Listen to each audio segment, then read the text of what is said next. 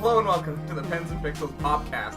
I'm your host, Cal G, and to my left is the coordinator extraordinaire, Mike Kent. The Popcast is the place to come to if you want to hear about the art and news of video games, comics, and movies that week. So if you like sass, you like crass, and you don't want to give the Popcast a pass. Ouch! Ooh! Oh, I'm hot! Oh my god! Burn myself! Burn myself so hot! Alright, this week we're going to be going on the newsy news you need to know, as per usual. And then after the breaks, we're going to be going over our E3 2017 predictions. Yeah, we're going to be early about this. It's that time of the year, folks. We're just a month away from E3, and the hype is already bubbling. It's already brewing. We're getting a couple little leaks, here and there. Did we? Yeah, well, I mean, we deleted one of the leaks from the stories this week, the Assassin's Creed thing. There's another Ubisoft leak we're going to talk about in the news. Yeah. And so, there's little trickles of stuff coming out, and more is only going to be happening as we get closer to the event itself. So we're striking a little early, only about a week early, in my opinion. But so you're gonna hear all the stupid predictions we have, all the stupid predictions other people have. Yeah. We're gonna go over Nintendo, Microsoft, Sony, Bethesda, maybe EA, maybe not EA. Probably Capcom. No, they don't have a conference. They'll be at other people's conferences. So. Well, I mean, they're gonna. Yeah. Fine. But yeah, I mean, we'll go through our yearly tradition of shooting down everyone else's hopes and dreams. Will Jade Cocoon make an appearance? Probably not. Probably not. All right. Is there any housekeeping for Pens&Pixels, Mike? Yeah, a little bit. Just to tune in on. Crap, is it June or it's June? June 26th to the 28th, we'll be at Ottawa Game Jam, or otherwise known as OJAM. We're going to have a team of artists there again. If you're actually interested in being an artist at OJAM, you can send your portfolio in to meetpensandpixels@gmail.com and join us there if you're in Ottawa. I mean, don't come from, Bangalore or something. Bangalore? Oh, that third world country, Bangalore. How do you know? Anyways, not going to go there. Not to insult our fans in Bangalore. There can't be. That sounds like a name you make up in a porno. It's a real place. No. Yes. Really? Yes. Oh. Are you, really? No, yes, it's a real place. Look it up. Okay. Anyways, while he's doing that, so we're gonna have the OJAM going on that weekend, and we'll be doing some live streaming and some live tweeting, etc. And I'll share all the artwork, and you can see some of the games as they're getting made. And then other than that, also keep an ear out for the next Art Jam. We're still working on a time, but we will be getting a place in arranged soon, and you guys can join us up for that. So just keep your ears out for news on our Twitter and Facebook and the usual places you get our information on Pens&Pixels. I never excelled in geography. There's a place called Bengaluru, also called Bangalore. Yes. Huh. Yes. Who knew? Capital of India's southern... Did you not watch Wacko's Guide to the World? State. What? Did you not watch Yakko's Guide to the World? Yeah, I did, but I don't remember the first, 30. Wow. United States, Canada, Mexico, Panama, Haiti, Jamaica, Peru, Republic Dominican, and that's it. Oh. So, what, 7? I was going to say 30 was a lot more. There's El Salvador, too, I think. Yeah. El Salvador, too. Yeah, I don't remember what goes in between that. Go watch that if you haven't watched it in a while. Animaniacs is always fucking good. It is. All right, and with that, time for the newsy news. Mike, we're starting off with a sad story this week. It's very sad. Not sad so much as status quo. It's also sad for us because half of our content originally was we're going to do the only thing no one else has done, a Hunter by Hunter podcast. Goes on fucking hiatus. Yeah. Well, a year. Yeah, so there's a nifty little chart here. If you don't know, Hunter x Hunter is a manga and anime series that is very close to Mike and Mike's heart. We actually did a podcast for the manga chapters as they were coming out last year. We got about 4 deep before it went on hiatus, and there was only 2 before that, so it was only a 6 thing stint. Mm-hmm. So recently, they came out and said Hunter x Hunter, no stranger to time taking off, is still on break for now at least. The manga's publisher says new pages are TBA, to be announced. As previously mentioned, manga artist Yoshihiro Togashi, his longest Hunter x Hunter publication streak is 30 issues, while his longest hiatus is 80 issues. The most recent break began in June 2016, and here's how things currently look. And then I will link to this chart in the show notes. There's a big giant chart. You can see how often fucking Hunter was published and then not published. We'll put it up on the YouTube version as well, so that way you can stare at the sadness of a lot of red. Yeah, so the reason that this got mentioned at all is they didn't just come out to break everyone's heart and be like, still nothing. There's a Hunter x Hunter compilation that's going to be released in late June, and with Tagashi's work being done on that, I believe he was cleaning up some pages and stuff. You know. Well, he was redoing all the artwork. So again, just a little note is that part of he got sick. Cancer? No. What was it? It was back problems. Back problems. Yeah. Whatever. He got sick, and he had a hard time doing the artwork and turning out the. I just something clicked in my head. I'm like, you know what? If you can work through back problems and draw me some scribbles, then scribble some shit right now. But anyways. He drew some pretty bad artwork for a bunch of chapters, and that continued for a pretty long time through most of the Ant arc, or Chimera Ant arc, and he's gone back now for the release because he's like, I don't think that should go into my book. Yeah, which is great, great of him, right? Like, I want that to be redrawn. As a matter of fact, I would reread them just so I could get like, oh, he's actually jumping. Like instead of like squiggle that looks like an eyeball. Yeah, I think I know what's happening here. Yeah, which is great of him to do it, and I think it's cool that he does that. But this, because this was getting finished and it was going to release and everything, everybody led to speculation that Hunter was going to come back and Shonen Jump, and it's not. So, just a little update for our Hunter fans out there. Yep. All right, next up, Adam Wingard, the guy who's in charge of Death Note on Netflix. He tweeted out something recently, which shifted my perspective. He said, "Excited by reading all of the online speculation about Death Note. Nobody has any idea about what we've done. This is a whole new beast." So get it out of your minds right now. This is the warning that this is going to be some sort of faithful adaptation of the show you like or the manga you like. It is not probably going to 100% follow the storyline. Oh, it's not going to. As a matter of fact, I think it's probably just going to be about a book that does the same thing. Like at this point, like that's it. Yeah, I mean, L's still in there, and there's going to be a detective probably. What if it didn't even like kill anybody? It was called a Death Note, but like it just made people laugh.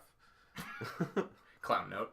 This is the Death Note. You write it in. You're like, oh, this guy's gonna die, and then someone in the back, ah ha ha ha ha. The giggle book. That was weird. Just keeps going. You think you could use the Death Note to do that? Make someone laugh to death? Yeah, what if you could like write out a whole paragraph of information, like be like spell it the next like 6 months of their life, and it would just make it like the worst thing ever, and be their life just gradually going downhill. Yeah, and you just get like you make it like really methodically, slowly make it worse for him. Like today, he slapped his boss randomly, just slap, and then wait, wasn't there a rule that now he's unemployed and he has to live in a box? He has contracted HIV. Like you just keep going and going and going. Wasn't there a rule though that you could only control like the last? Am I wrong that you can only control like last like a minute of their lives? Was that it? Was there something like that? I don't remember. I feel like there was. There's rules. Yeah, there's rules to the Death Note. Ooh. That'd be pretty funny. Yeah, it would be great though if you could really control someone for like a month leading up to it. Completely dictate their life. He wakes up every morning, punches himself in the balls twice. Just twice. By like the third month, he's like, I'm really starting to like it. And as soon as he starts enjoying it, he stops.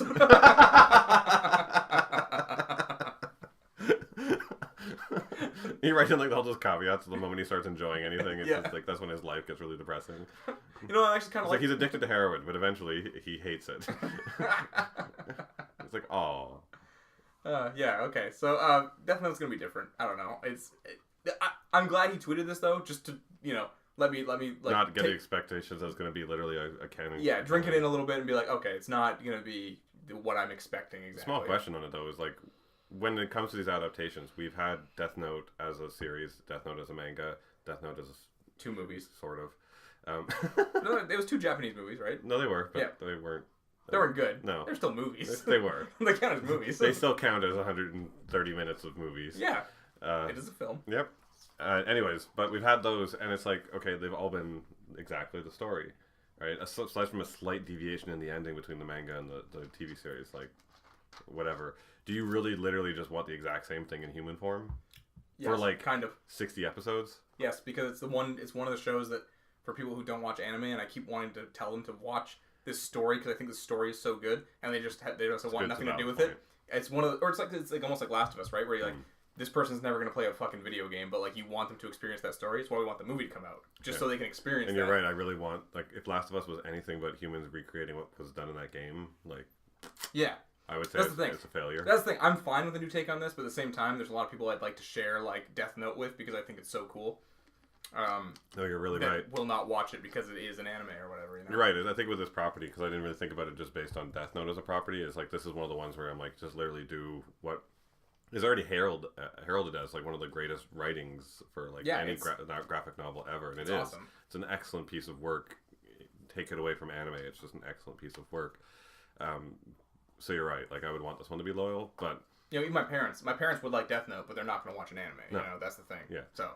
But I mean, if it comes into some other stuff, I guess at the end of the day, like it came up, like someone's like, oh, they're doing Shadow and Dagger, or whatever the fuck it was. Cloak and Dagger. I'm not caring if that's loyal. No, me neither. Like, as long as someone has dagger powers and someone has a cloak, like I'm good. Yeah, there's like 3 people in the world that care if that's like faithful. Yeah. But yeah, I just like I'm fine with it being new, but I think it also kind of explains why it's a movie and not a TV show. Because again, when I got this kind of announced, it was like it's a movie, not a TV show, and I was like, oh, like it seems so much more suited to being a TV show. It has all those beats already. But it's like 3-part movie, isn't it? Not as far as we know, just one. No. Yeah. No, I think it's in parts. So they're as far as I know, I mean, if this one does well on Netflix, I'm sure they'll be like. I doubt they're going to cover the entire. Who knows how much they're going to cover in this one? Yeah. So there might be sequels. Yeah. Who knows where they end this one? Could be a sequel. Moving on. Hellboy Reboot. Yeah. It's happening. So 3 months after the news that Guillermo got his fucking heart broken, and Ron Perlman, hearts go out to those two. If you didn't know, they got denied making Hellboy 3 a couple months ago. Mm-hmm. Guillermo did this whole poll, said he's gonna go talk to people, got denied. He's like, it's never happening. Yeah. Like 2 months later, they're like, we're rebooting Hellboy. And the thing is, like, I'm almost like, I really like where they're going with this reboot, and I'll get to the details in a second. But it's almost like a too soon kind of thing, where I feel like a little heartbroken. I'm like, oh god, like, what a fuck you to them. Yeah, like they must have already known this was happening. You know, like that's the thing. This isn't just materialized out of nowhere. Like I think they were probably arguing to have the reboot turned into a sequel rather than a reboot. I just picture them like in a boardroom talking with like Mike Mignola and everyone. And they're like, okay, I'm gonna reboot it, the R-rated and all stuff, and then hello, would you help me make Hellboy 3? Ah, fuck, it's Guillermo again. Just close the blinds. No, he's gonna know we're here. Close the blinds. I can hear you. They got like dolls of like Hellboy and like mock-ups and shit. And they're like, hide it. You can't know what we're working on. He's like, they'll let him in. Yeah. Only a little bit, like he's peeking through the blinds on the windows, and he's like, "Is that a red man? Is that Hellboy?" No. It's just a little thing we're doing. Yeah. It's a he troll. puts his hands in front of his eyes. Kooky. Okay, bye, Del Toro. He's like, no, it's a troll. Oh, you're gonna make my troll hunter show a movie? No. Someone throw something like monstrous down the hall. Someone takes a Play-Doh and just like throws it. Look, a monster. Go write a movie. You already have 8 projects. Got to work on those. Yeah. Okay, so Hellboy Reboot. Wait, before we get on that, I wanted to know because like I didn't really get your reaction on Twitter. You just went yes and linked this. Are you excited? I just said what? Or what? Sorry, yes. That was my heartbroken phase. Again, it would be like breaking up with someone. So it was a negative what? No, it was a good what. Oh, that's the thing. It was a surprised what. It was mixed emotions, right? It was just because I really like what they're doing with this. It sounds cool because I really like the director Neil Marshall, who's done The Descent, which is one of my favorite horror movies. It's the one with if you haven't seen it, a bunch of women going to a cave. That's all you need to know. Go watch it. It's great. And the fucking dude from Stranger Things, the cop man from Stranger Things is gonna be Hellboy. I just lost his name when you started saying those David things. Arbor, David I think? Arbor. Yeah. David Arbor, yeah. Which is an excellent choice. It's funny. We were talking about casting David Arbor as Cable before, and we're like, what other gruff roles can we stick him in? Because he's like the only gruff actor left in like non-sculpted Adonis moviedom. Mm-hmm. So we're like, he can do all the roles with a guy with a beard, basically. But this is great. Like, honestly, they're like, if we could try and find someone who was like gruff enough to take over the Hellboy mantle, he's a great option. Yeah, no, he is a great option. That's the thing. This is the thing. Reading these details, I'm like, oh, that's really good. My only thing would be like, it's gonna be an R-rated movie. Mm-hmm. So also the title's Rise of the Blood Queen, which is like cheesy, but that's kind of like whatever. Hopefully that's just a standing title. Under the working title, yeah.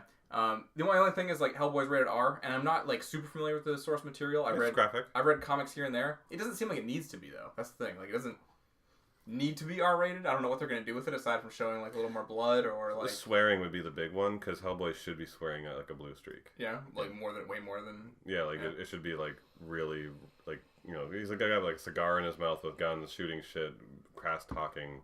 Like Lobo.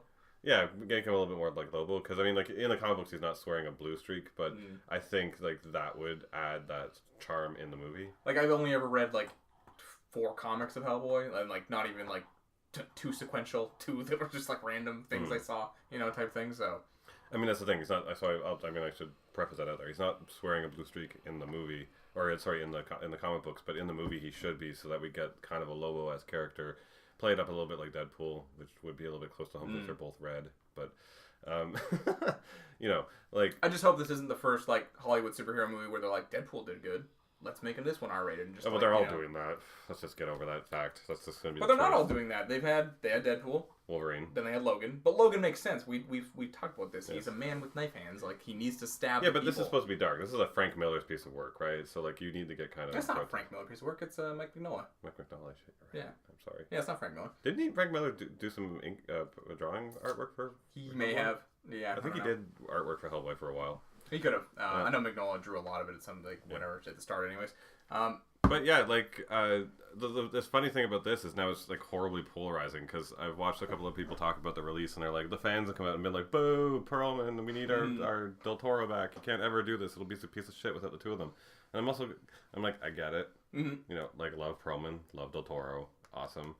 But at the same time, Perlman's like what, 60, 50? Yeah, he's pretty old now. And like I don't know, I don't really care about seeing him lug around all that shit again. Like, I do. That's the thing, but I like where this is going, so it's hard for me to be like, I'm open to this anyways. That's the thing. Like, yeah, I would take either. I would take this over no Hellboy. Let's put it that way. Yeah. Then again, because I like the director a lot. He's one of my favorite horror movies, so I can't really, say no to this. So. Well, I love the character. I love Hellboy. It's always been a great iconic comic book. It was kind of very original. It is very original, and stands on its own.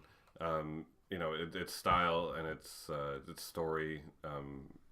Just something about it has that charm. Yep, that's charm. It's a unique. It's just an inventive flair on the superhero trope. You know. So I was totally down with it. So I'm really excited to see them take it into a new step. And that's the thing. Like, if they did Del Toro again, it would be basically it would be a sequel. If they did Perlman again, it would basically just be a sequel. But I think they need a new tone because I don't think that original Hellboy tone would work again. No, but I don't think.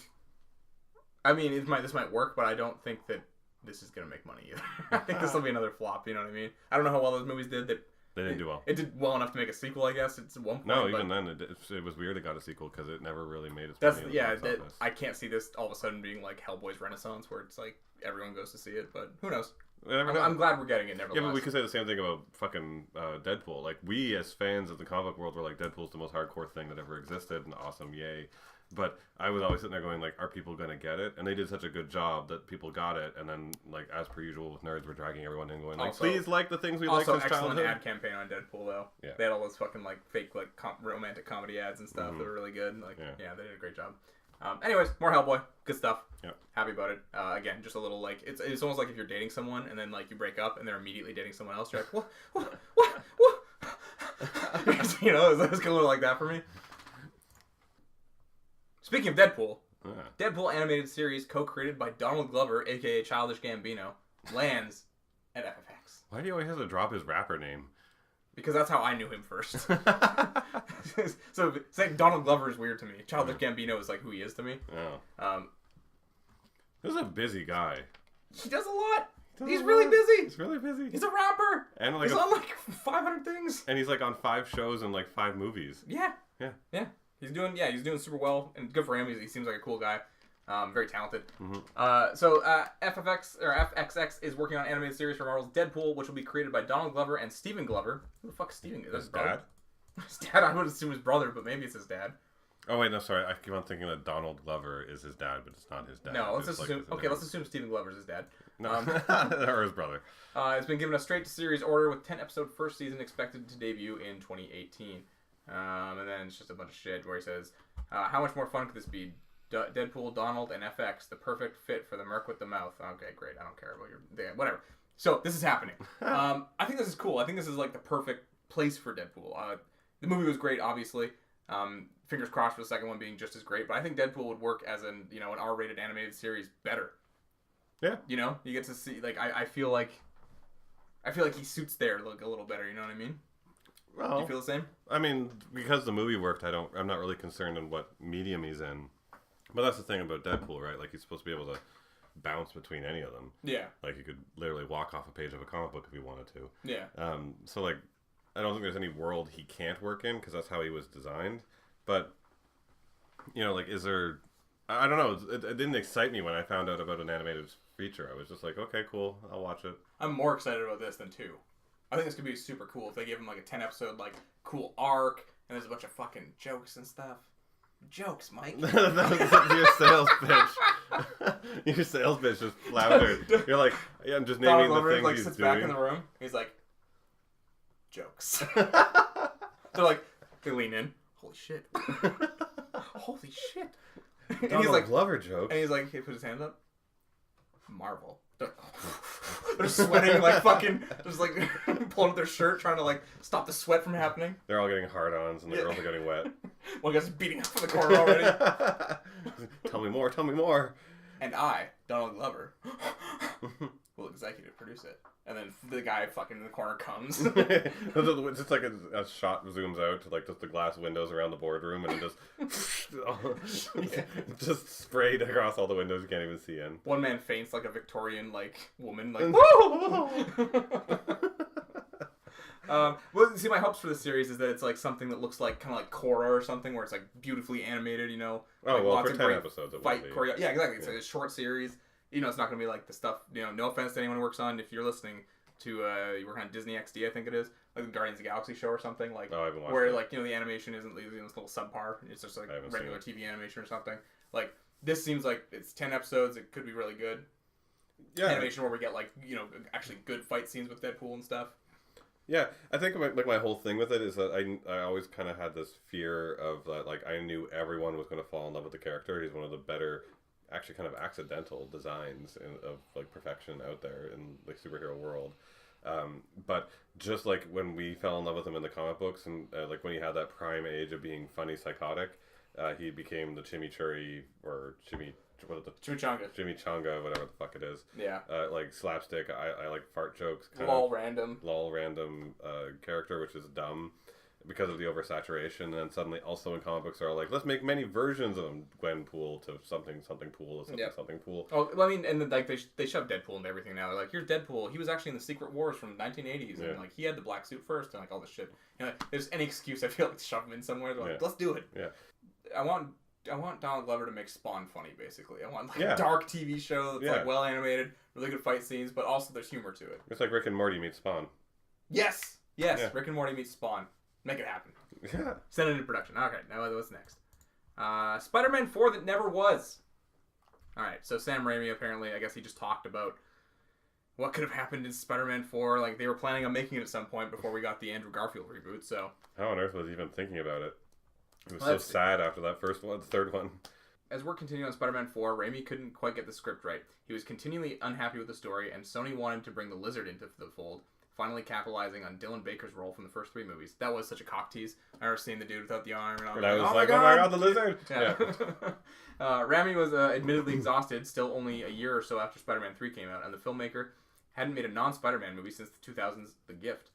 And thus, he and Sony decided to part ways, with the filmmaker describing the split thusly. I don't really give a fuck what he says about the split. Why? About his movie. Okay. It's him splitting from Sony. Like, yeah, I don't want to make a movie that's less than great, so I think I should make a picture. So the 4th movie was going to be about the Lizard, and that was it? I guess. Probably would have been a better movie. The entire core cast was set to return, but this time around, Raimi was intent on finally bringing to screen a Spider-Man villain close to his heart, Vulture. Oh. And they're doing Vulture in Homecoming now. Indeed, Raimi considered Vulture for Spider-Man 3 with Ben Kingsley in the role, but ultimately cut the character. This time, though, he wasn't going to be talked into using a character he didn't like, and he had none other than John Malkovich set to play the antagonist. As the script developed, Raimi also threw Felicia Hardy into the mix with Anne Hathaway in the role. And didn't Anne Hathaway become Catwoman and yeah, but that's DC. Yeah, I know. Felicia Hardy is Black Cat. Yeah. Oh, yeah, I get it. No, I know. I'm just. You talked about the is DC. she playing like? Yeah. It's just weird that like she was gonna be Black Cat. And everyone just looks at her and goes like, "That's a cat lady." Yeah, like what? Though instead of becoming Black Cat, the character would become the villain Vulturous in the film. That's a bad fucking idea. Good God, I'm glad that didn't happen. Yeah. We all just threw up in our mouths a little. That's gross. I really want a fucking Spider-Man movie to use Mysterio at some point. Mysterio would be so fun. You could have like full fishbowl Mysterio. Full fishbowl Mysterio. Yeah, make him. Yes, yeah, exactly what you're picturing in your head. Make it happen on screen. I want that to happen. Yeah. And I want fucking him to throw down those stupid dumb little cubes and just flashes shit in Spider-Man's eyes, and he's like, I'm in the jungle. Like, I want that. Or he's in the Arctic, or he's in a fucking MC Escher painting. I don't care. You know, like I want something where he's like just in a bunch of crazy scenarios. Mysterio would be very cool, but it would be like it would almost be a Dark Knight situation, which would be fine, but you'd have to do it so well where the villain would be super cool. Yes. Yeah. Or I've always wanted Kraven. Yes. Kraven hunting Spider-Man in New York City is like that's just cool. Yeah. He's hunting him at school and shit, and he's like, gotta be like, nah, fuck. Yeah. And you could make him like looking out the windows, crazy beast man's like looking at his lips. He's just like in the tree, and like all the students are trying to pretend like they don't see him. Yeah. Like students don't look at him. If you look at it in the eye, they're trying to call the cops. He's just like he's like writing it on the board. 911 text. Yeah, text. Yeah, fuck yeah. Kraven just fuck. I love Kraven. Yeah, he's good. He'd be good in a movie. I'm surprised they haven't used him. I don't know if like everyone looks at him and just thinks like whatever. He's a hunter man. But like that's so cool. He's a hunter man. This is why you wouldn't work in a boardroom scenario, because you wouldn't sell it very well. Like you come in and be like, I want to do Kraven because he's hunter man. That's so cool. You know, and then you're like scotch drinking like businessman would be like, this man's a fucking idiot. Who hired him? How did he get in here? What's with the beanie? It's 70 degrees outside. Take it off. All right. Jason Schreier from Kotaku. He's a little motherfucker. He's giving out these like teensy little news bits in his Twitter feed. Jason Schreier, I know you're not listening, but if you are, come on to our podcast, please.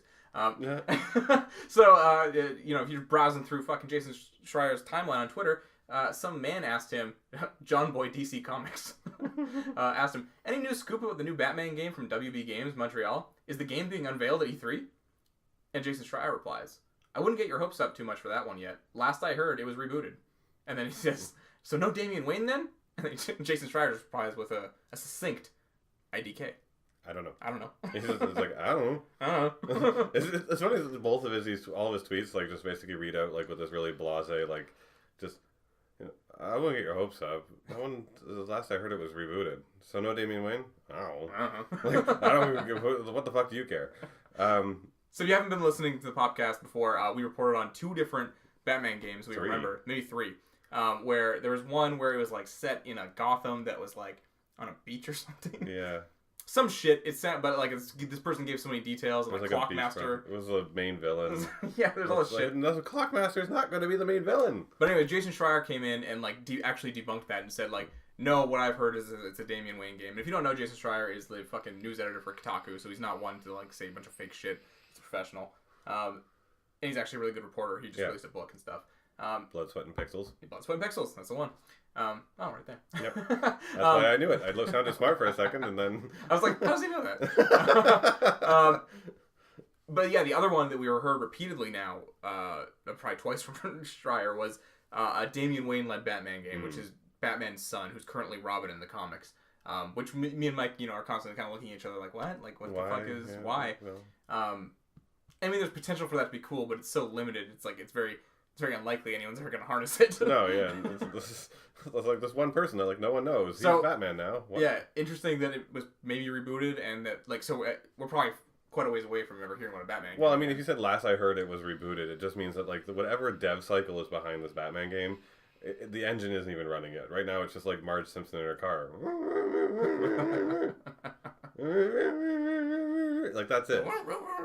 Yeah, and it's just stalled out in the winter, in the Canadian winter of Montreal. Like that's it. And I kind of expect that because with what happened with all the Dark Knight stuff from not Rocksteady?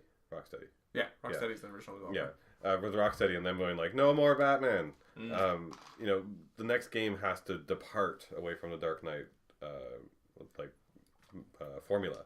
is gonna. I mean, I'm sure it'll be similar in a lot of ways, but well, this is WB Montreal making this one. Rocksteady's not on this. No, I know that's what I mean. So they're trying to get away as far away from the Dark Knight game as possible, right? So they're gonna. It will probably be third person, but will they be jumping around a city that's in perpetual night? No. Hope not. You know, I know. Like, I don't think anyone truly, honestly wants that again. We want another experience where like we picked up Arkham and we're like, what the fuck, like.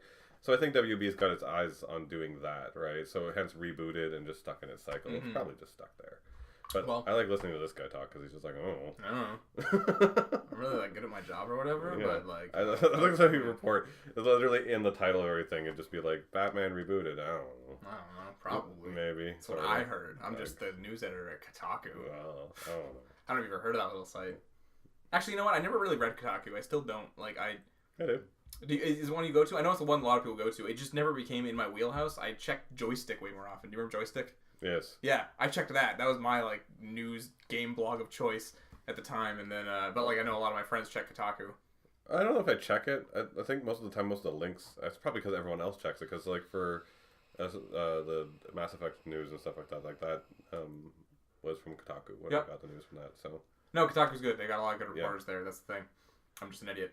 All right, Pray for the Gods. One of the games in our top 10 upcoming 2017 indie games is getting a name change. So, as to cover a little bit so that you get an idea, the title for it was Pray for the Gods, so Prey for the Gods. So, like, prey, like, you are the prey, or the animal is prey. Yeah. And then Pray for the Gods, when you fight these gods, like praying to the gods. Wonderful little, is that a juxtaposition? Play on words, I'd say. Yeah. Yeah. Could be a juxtaposition too, because you're the prey, but you're also praying to them. Yeah. So it's like a neat little juxtaposition, wonderful play on words, excellent choice in title, and then Bethesda came along and wanted to fuck up their shit. Yeah, so Bethesda, I don't think it's actually Bethesda, I think it's their parent studio, ZeniMax Media, who's making these moves, because they also tried to sue or they had a dispute in 2012 over with Mojang, the people who make fucking Minecraft. They had a game in development called Scrolls, and they were like, you can't have a fucking game named Scrolls. And they're like, why? Like Elder Scrolls Skyrim, you can't have Scrolls. And they were like, what? And then they went to court. You can't trademark the word Scrolls for all English. I know, isn't that crazy? I remember that shit. So, but these guys gave in. Well, that's the thing. Pray for the Gods is like this little indie developer that got its kickstarted game. They're trying so hard, and they're like, and Bethesda just released Prey, and they think that people are going to be like, nah, people are going to think it's Prey sequel, bro. You can't do that. Yeah, but the thing is, again, like, they don't have the right to have the ownership of the word Prey. Like, but these guys gave in. But you're so small, and Bethesda comes over to you and goes, you can't. You're just going to probably be like, okay. That's exactly what it says. So it says, so we didn't want to do this, but we had to change our name from Pray for the Gods to Pray for the Gods. Which is spelled Praey. Yeah. Thankfully, we have to keep the logo. We have to spell it Pray for the Gods. No Matter Studios said that ZeniMax Media, parent company of Bethesda Softworks and owner of the Prey trademark, opposed its trademark application after it was submitted last May. In January, the developer abandoned its filing for Pray for the Gods, unwilling to fight ZeniMax over the title. Just not enough money to do it. It's not. With the reboot of the cult classic Prey launching later this week, it makes sense that ZeniMax Media would especially be protective of its trademark. For a much smaller crowdfunded project that has yet to enter the closed alpha stage, fighting back to keep the original name, quote, wasn't worth it. Yeah. While we disagree with their opposition, we were able to come to an agreement. It was eventually something that kept us up many nights and no doubt shifted our focus from our game frequently. They're going to come back later on and be like, grammatically it sounds the same. Yeah. Worrying about the outcome if we went to trial and we'd lose our fans or walk away from the mark, we'd potentially get sued for millions over trademark infringement. This is really something no starting company would want to deal with, let alone a tiny team of 3. So the fact that we came out on the other end intact, still developing the game was a win. It's kind of shitty that, like, this happened. What a fucking bullshit thing to do. I know, yeah. Like, after the Scrolls thing, you're like, what a bullshit, and then this. Like, fuck. At least Mojang has Minecraft and they can defend themselves. Like, they're Minecraft, they have all the money. So, like, they can be like, whatever. Yeah. We'll fight you in court over this, but, like, fuck. That's so shitty. Oh my god. Okay, wait, there's another trademark claim in 2015 when a fan project called Fortress Fallout underwent a name change after a legal threat from ZeniMax. The company owns the trademark for Fallout, and it successfully requested the creator of the unrelated project abandon its trademark application. Oh my god. I mean, again, Fallout is like nuclear fallout. It's a word. You can't stop it. Yes. You fucking. It's just like, do you think any other game that has Final in it, Final Fantasy's going around and being like, you can't use Final? Like, what? I don't think so, because there's lots of other games with Final in it. Square's like, you can't use of. We have Legend of Mana. Bethesda Software's vice president Pete Hines told Polygon that the company, quote, didn't have much of a choice in opposing No Matter Studio trademark request. If we don't oppose the mark, we risk losing our Prey trademark, and that isn't acceptable. Unfortunately, that's how trademark law works. I don't think so. So, I understand. It's why when you hear news stories like there's a daycare in buttfuck nowhere, and they did a mural of a Disney princess on the side for the kids or something, and then Disney's like, no, you can't do that. We gotta sue you. Everyone's like, oh, come on, Disney, you pieces of shit. Like, why are you going after this little daycare in the middle of nowhere? And it's like, because if they make that leniency, then any other, if someone else does it, then other lawyers have something to point to where you're like, well, it was okay in this instance, it was okay in this instance, why isn't it okay when, fucking 20th Century Fox made Mickey Mouse, or, whatever exaggeration I'm using, right? Yeah, but the thing is that I always find like a double standard because these companies let other things slide. So like Disney does not sue the tens of thousands of artists who make pretty much their living off of fan art. It's true. So I wonder if some of that stuff it falls under parody if you're doing a Disney mashup of like, look at all these salads that look like Disney princesses or whatever, No, but that falls under parody, so I think it's okay. But I've seen straight fan art. It's a completely new image, but it is just their character. Just their character, and they sell it, and they don't get any sued for it. That line is so blurry, yeah, because you see it being crossed all the time, but no legal option ever happens. If that mural literally took a picture from something else that was published by Disney and just copied it onto spray painted a copy of it onto the wall, maybe there's something else there that of course they have to defend themselves because they might lose their trademark, blah, blah, blah. But nevertheless, I've seen other people sell shit. I mean, for God's sakes, there's some of these stupid fucking companies out there selling artwork from games and comic books and shit that are just like, hey, look, we put it onto 5 metal plates that are they're smaller to bigger to smaller. Or or you just see and here's the sprite from Final Fantasy VI on a t-shirt. Yeah. We just ripped it up. Yeah, and they're they got a whole fucking entire website of this shit up, and it's been running for 5 years. I wonder if there's just too much of that to they did. They're like, okay, lawyers, go, and they just Google it once, and there's fuck. There's 7 billion hits. Yeah. We have to ignore this. Yeah, you're right. I'm not sure what the line is. They have an app that just lists all of them and they spin it every day and pick one. The thing is, I don't think that any normal person is gonna look at the name Scrolls and be like, that's Elder Scrolls. That's Skyrim 2. Scrolls is Skyrim 2. Or they're gonna look at Prey for the Gods and be like, oh, the sequel to Prey is that the same year Prey came out? That sounds right.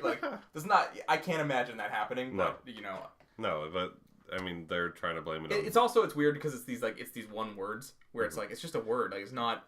The other weird part about it too is that it's not like every company is making this kind of fuss. It's Bethesda over and over again over one word. Yeah, if every other company was Final Fantasy was going around being like, no one used Final, and standing there and no one used Fantasy. Yeah, Fantasy. No, don't write an F.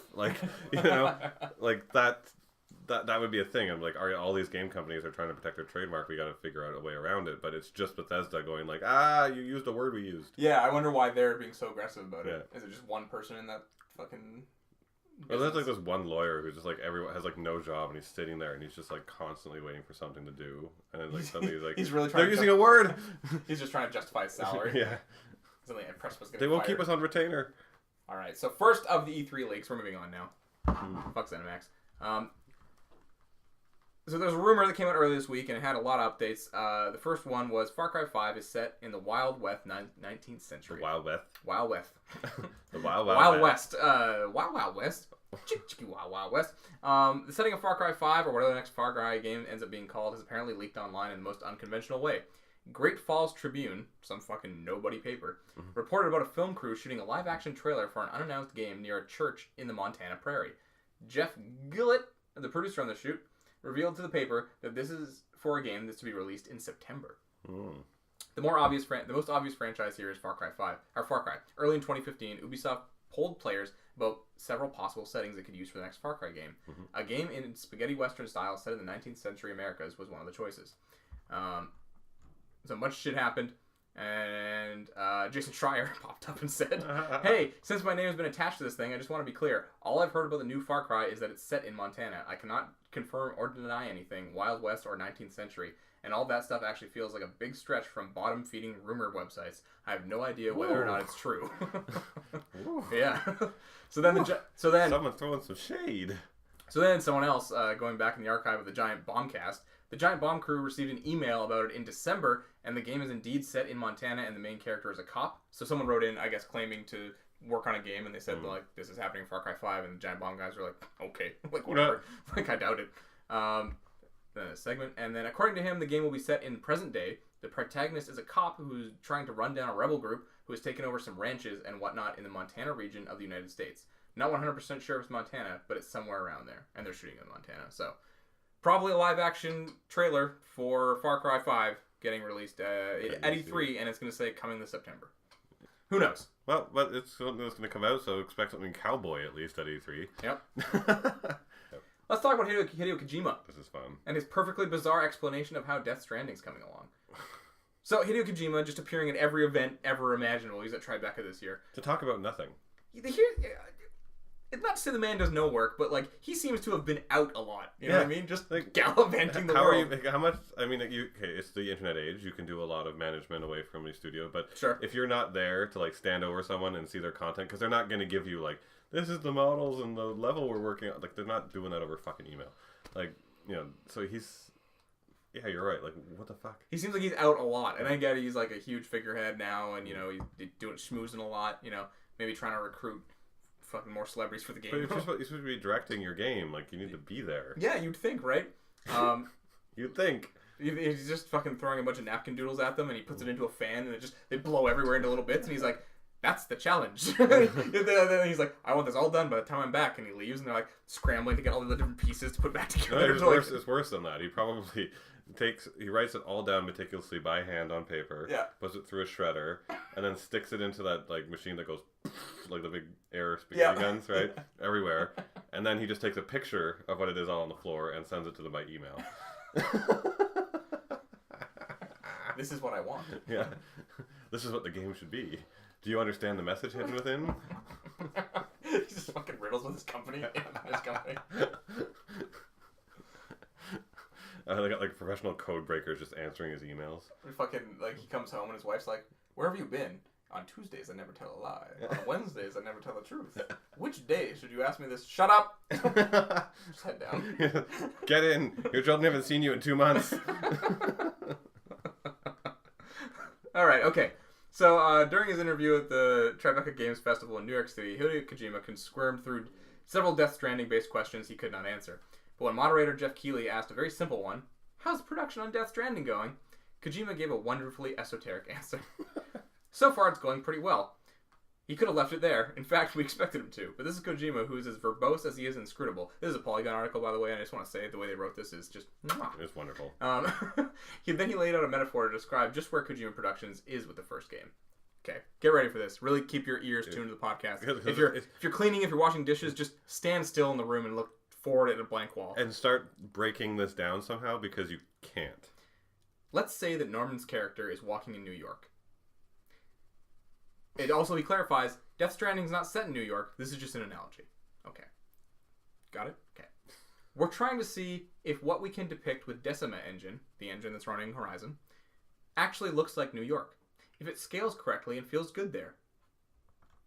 Let's say the character goes in an Italian restaurant. Who the character meets going into the restaurant. What he will be eating. All those details are set. What we're working on right now is what kind of table will be there. What kind of specific details will be there. What's on the specific menu for this restaurant. What the fuck? So, what... Okay, look, let's break... So I love the line that's after this, though, when he's like, should we expect a kind of dinner dash style game from Death Stranding? Because, literally, like, what is this about? And he's like, did he order the spaghetti today? Yeah. Did he not order the spaghetti today? What does that mean? Changes his Twitter name to, like, Hideo Spaghetti, and everyone's like, what? But the thing is, Spaghetti is like the tentacles that bind us. Yeah. The thing is, too, is he didn't even say anything masterfully with all of this, because he's like, it's not about going in and having all these options on this menu, right? Which you're like, because like he's talking about it first and going in, you're like, oh, so when you get in there, you're going to make it where like you can make all the choices and choose anything you want. And instead he starts going, oh no, it's a set menu and a set thing, and we're trying to figure out, basically, we're making a game. Because he's like, we're making it a table. And we're making the cutlery. And then we make the menu. So, like every other game?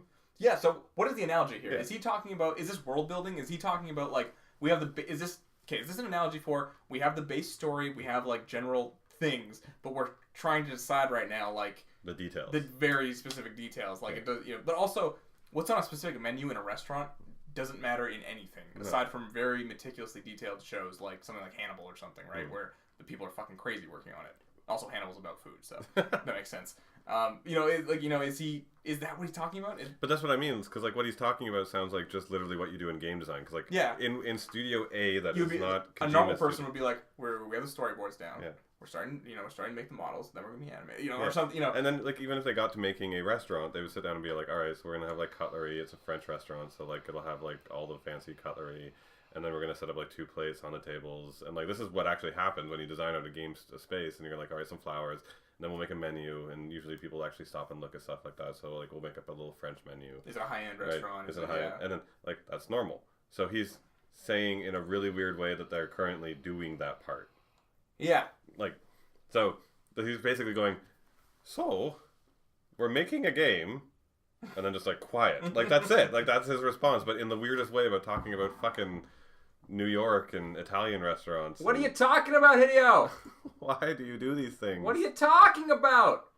Okay, another quote from the... If you ever wonder, like, it's funny, whenever he stalks, and anytime you sit back and you think, why did I ever read all that shit in Metal Gear Solid? Why does any of it even exist? Why does it make any sense? And literally, it's just Hideo Kojima with, like, one of those old, like, I remember you used to record yourself in with a little tape cassette. Yes. Just sitting there and, like, talking into that, that's hanging off of his belt, and he's just talking. You know? And then they make it into a script, and they're like, la-le-le-lo. Speaking of la-le-le-lo, Kojima's games are known for being very story-heavy. A lot of cutscenes up until Metal Gear Solid 5. We all know what happened there. And recently, he's expressed interest in taking video game storytelling to the next level. He said he wants to convey key plot points and drama through gameplay.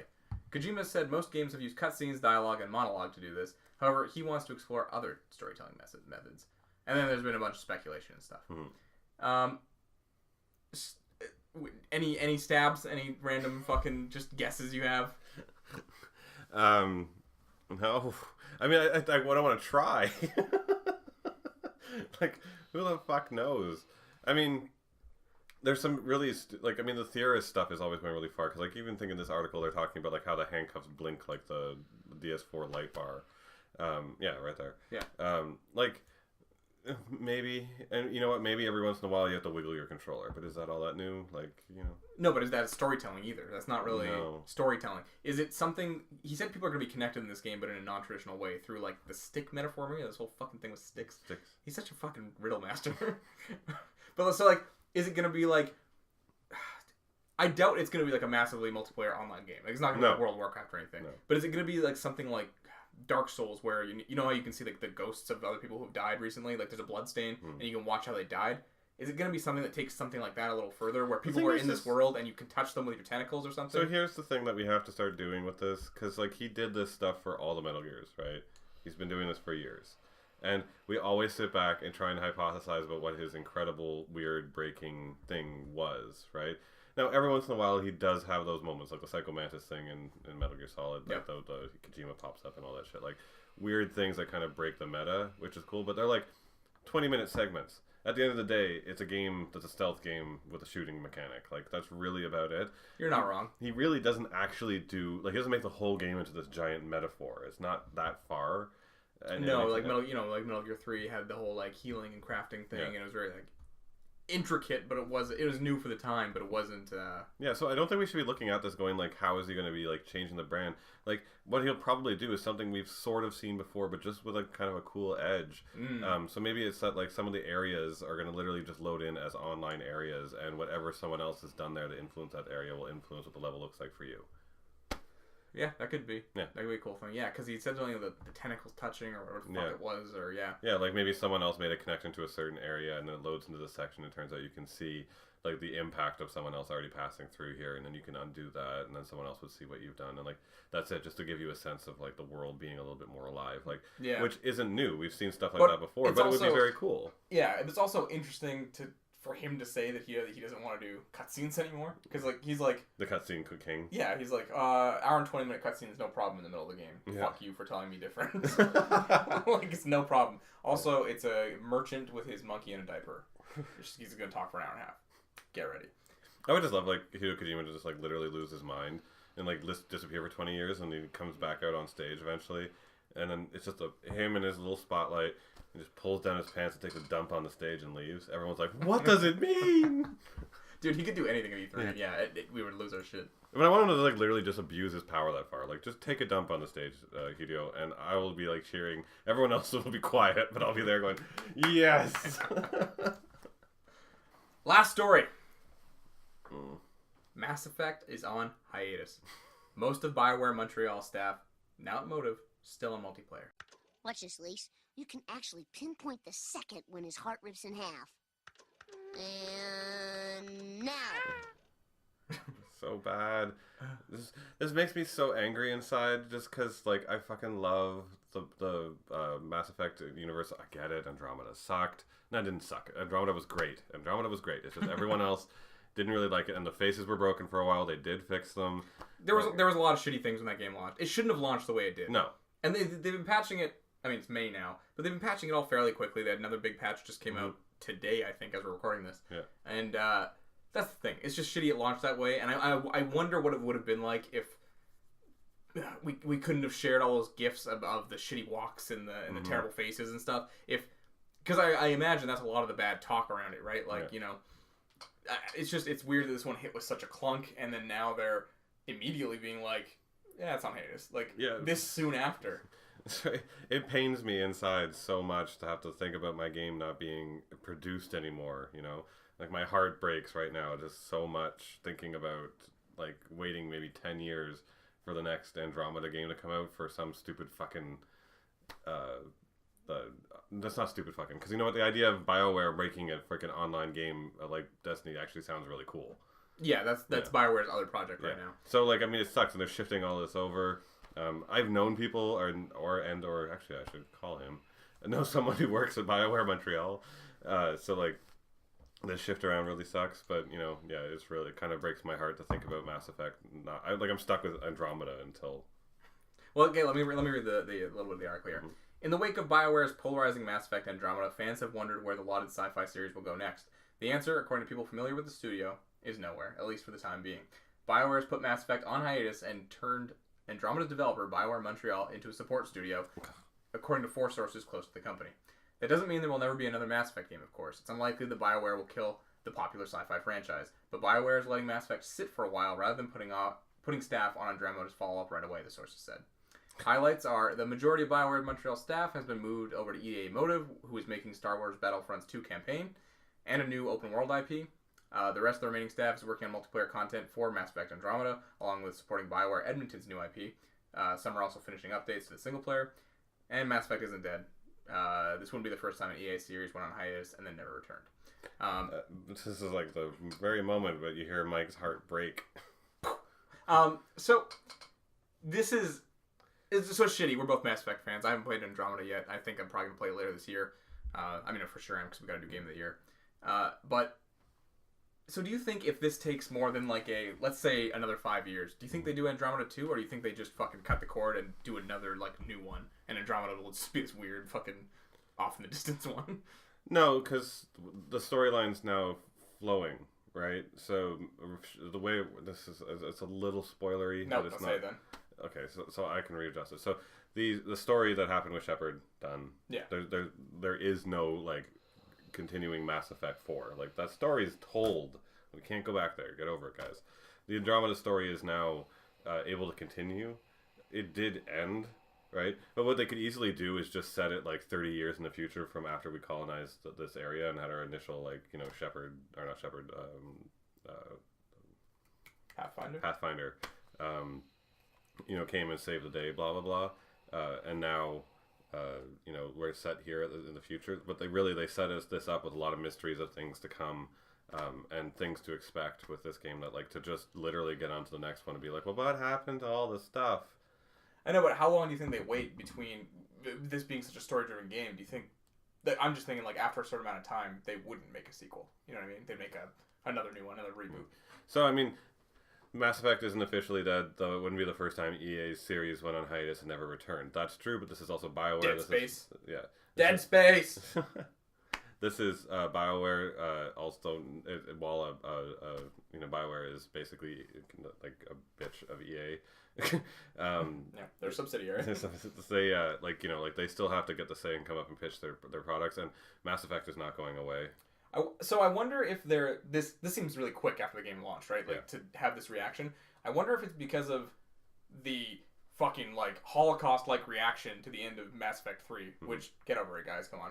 And then now people really blowing some of these bugs out of proportion, you know?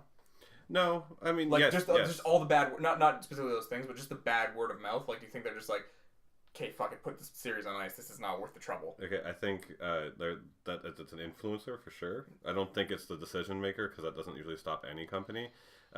But I think actually in my head, and I'm kind of making this up, so don't take it as truth. So BioWare Montreal wasn't the producer or maker of any of the other BioWares. They were the maker of the expansions of the other, the other Mass Effects. They did the expansions for Mass Effect 2, the expansions for Mass Effect 3, right? The actual game itself was made somewhere else. And then this time, apparently, the core studio for Mass Effect Andromeda was the Montreal studio, a studio that's only ever worked on making expansions. Yeah, I mean, it was them. So, if that's the case, they've never done ground-up game, right? And this was the ground-up. While the engine functions... Didn't they do Inquisition? Am I wrong? Wasn't that BioWare Montreal? I don't think so. I mean, look it up. You keep talking now. Yeah. But it could be. Even if that's the case, still, Dragon Age Inquisition was just an expansion at the end of the day. It wasn't a completely brand new thing. Wasn't it on a new engine? Wasn't that the first one on Frostbite? Was it? I believe so. Well, look up the Frostbite part of it, but... So it is on Frostbite. I don't know if it's the first one, but I'm pretty sure it is. Or hearing that a bunch of times. It just says developer BioWare. I'm not sure if it was in Montreal or not. It should say somewhere in here.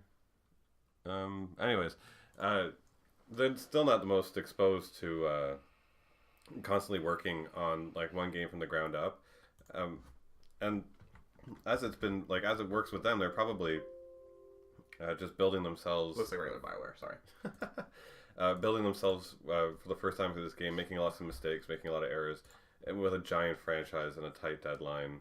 It shouldn't have gone to this studio, not entirely to this one. They didn't outsource enough of it to BioWare Edmonton like they should have.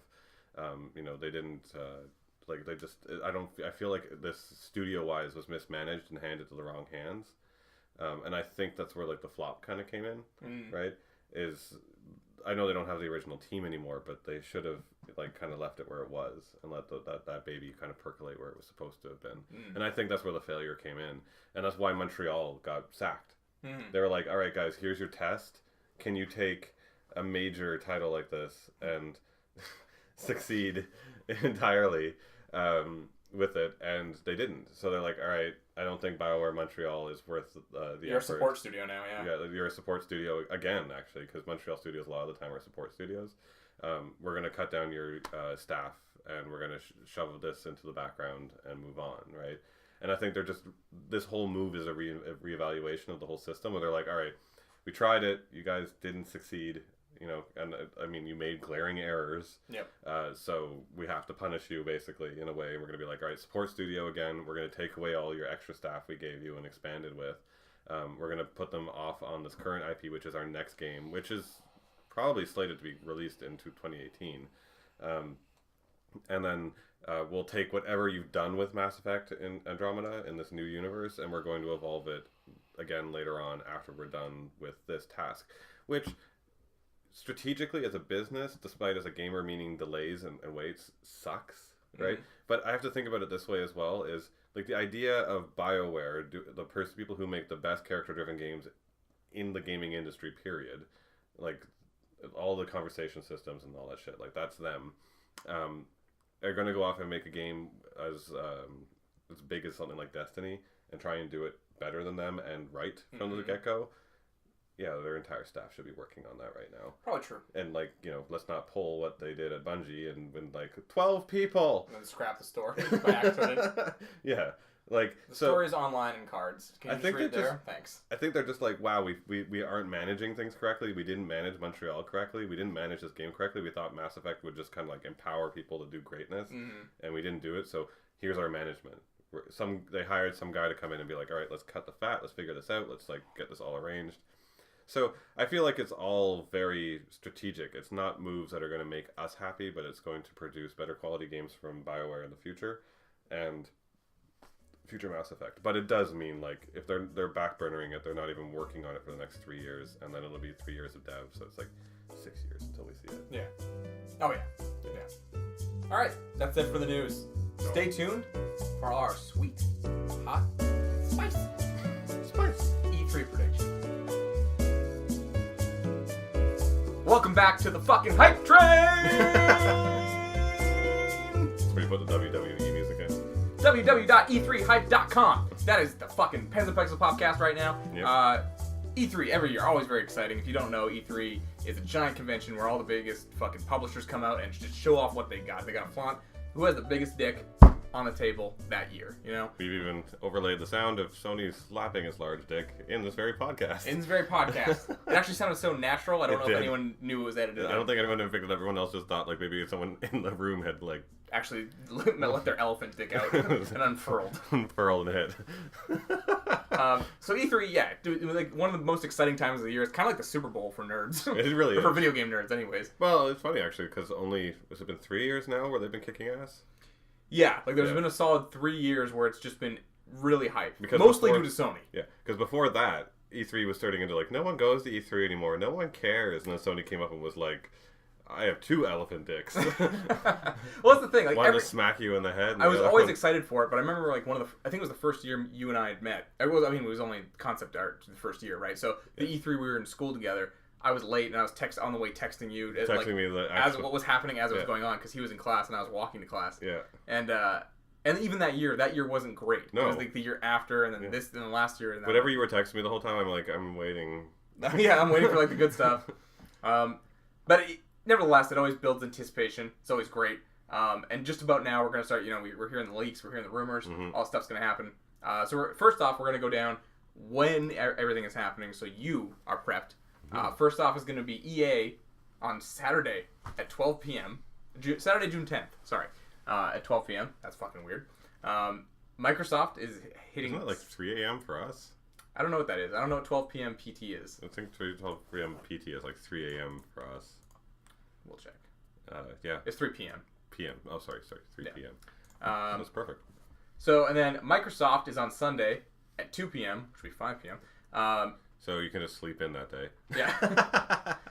So it's interesting. Microsoft used to always be on Monday before Sony. Yeah. So now they're moving on to Sunday before Bethesda. Because Bethesda had kind of taken the early E3 slot and been like, hey guys, we're kicking this show off. Because for the last 2 years, this is Bethesda's 3rd year as a publisher being there. And every year they've done, revealed a lot of cool stuff. They did Prey last year. The year before that was Fallout, Doom, Quake. I don't know if quite anyone cared about Quake.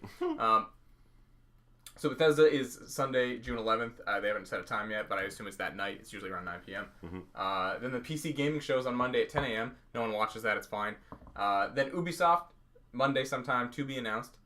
And then the piece de resistance, Sony. Monday, June 12th at 6 p.m. That's 9 p.m. here. Yeah. That is the mother of all hype trains, or it has been the last 3 years. You never know. It's where all the stuff drops. Or at least last few years. Hopefully they do it again.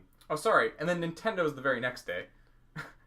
Tuesday, 12 p.m. They're probably going to do a fucking Nintendo Direct. I forget what their plans are. Ubisoft usually partners with someone, right? No, Ubisoft always has their own conference. There's no date or time on it, though. Yeah.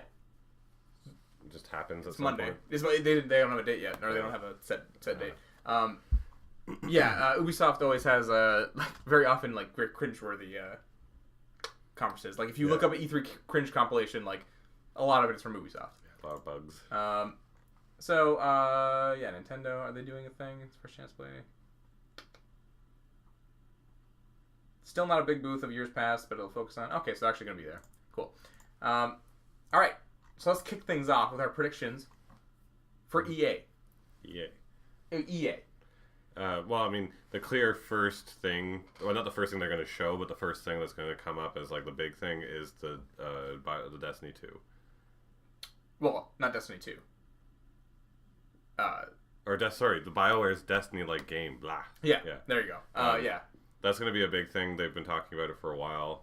Keep hearing murmurs in the background. Yeah. It hasn't been officially announced yet. In any fashion. But the thing is they're being really public about the announcement. So, like, the fact that they were even like, we basically fired half of Ubisoft or BioWare Montreal to work on the online BioWare Destiny-like game.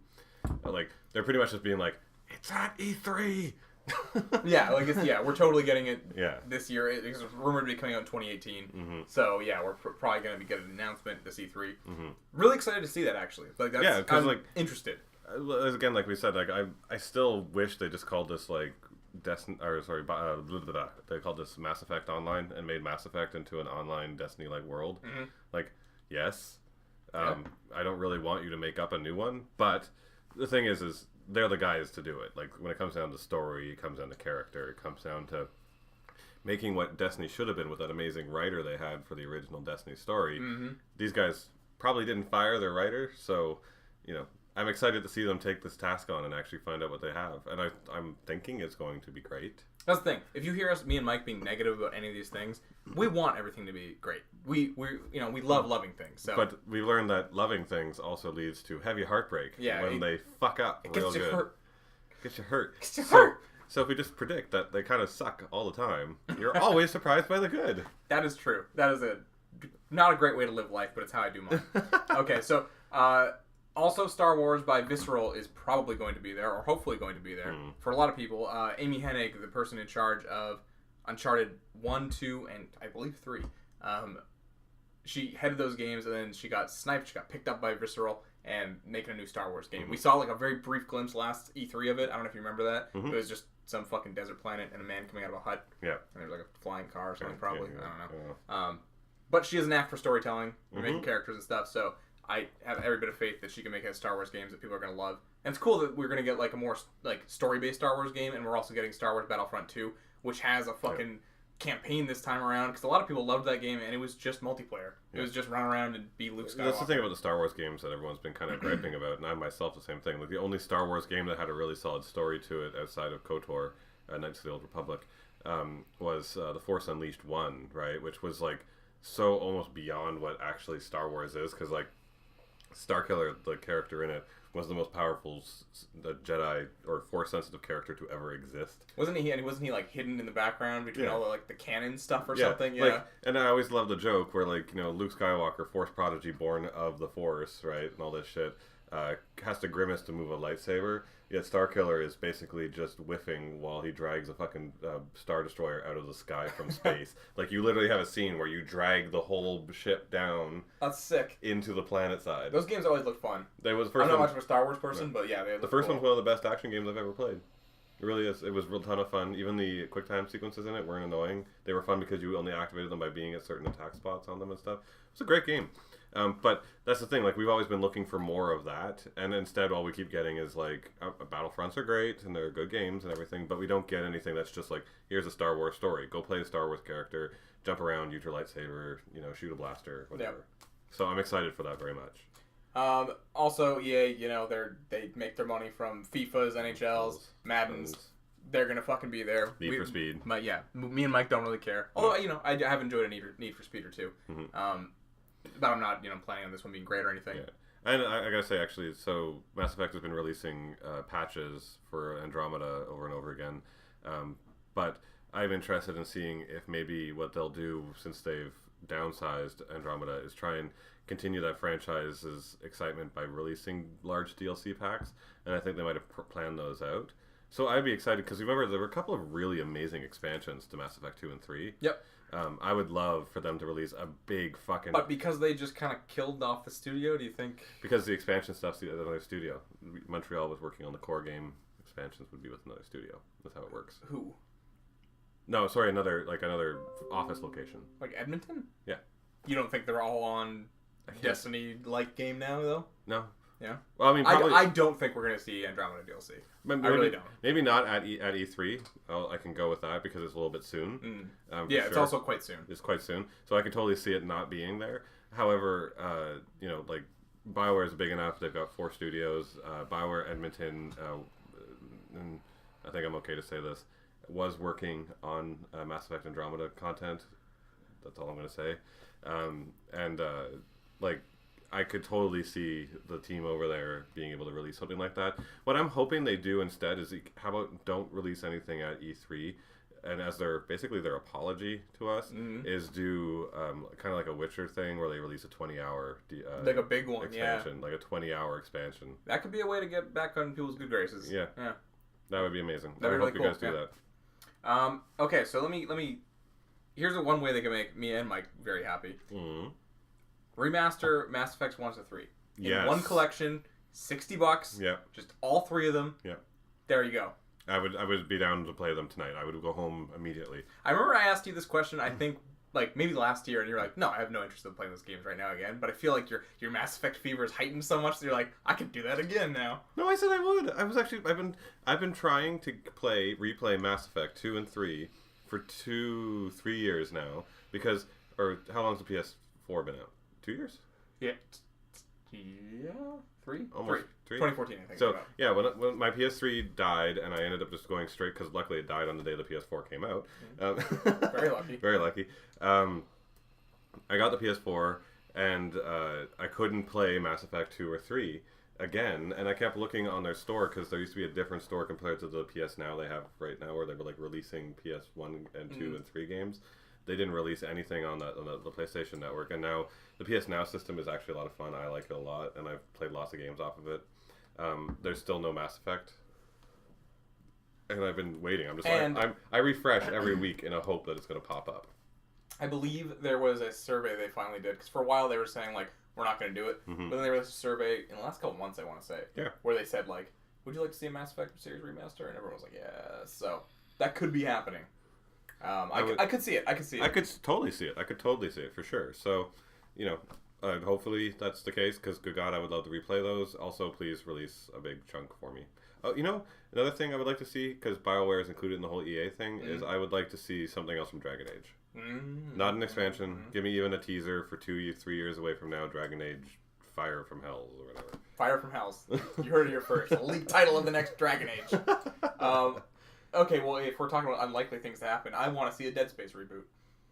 Yeah, that's a pipe dream. Like 20% chance. Like, very small. I can't imagine it actually happening. No. I think that franchise There's been no indication. I think it got really chopped. Like, whoever is in charge, I think the game, woke up, gained sentience for a night, kicked him in the balls, and then, peed on his house, and then, died again, and then ever since he hasn't been able to get his revenge. Yeah, also the original team's all split up now. Some of them are working on Call of Duty, some other another studio. I know they're all split up now, so I really doubt it unless it's a brand new team, brand new reboot. Very unlikely. But that's, EA's property that might first comes to mind where I'm like, I would want that. Yeah. Oh, you know what else? Skate 4. Give me Skate 4. Oh, for God's sakes. Yeah. Give me Skate 4, motherfucker. Stop with the Skate 4. No, give me Skate 4. Alright, that's really all for EA that I can think of. Microsoft. Did we just skip them? What? Fuck, man. Microsoft is just hurting. They canceled the one game that I was really looking forward to, Scalebound. And their lineup, their potential lineup, Halo 6 isn't showing up. They've confirmed it's a no-show. Yeah. Apparently they teased another some sort of Halo announcement. Yeah, which might just be an expansion thing or a movie or something. Forza Motorsport 7.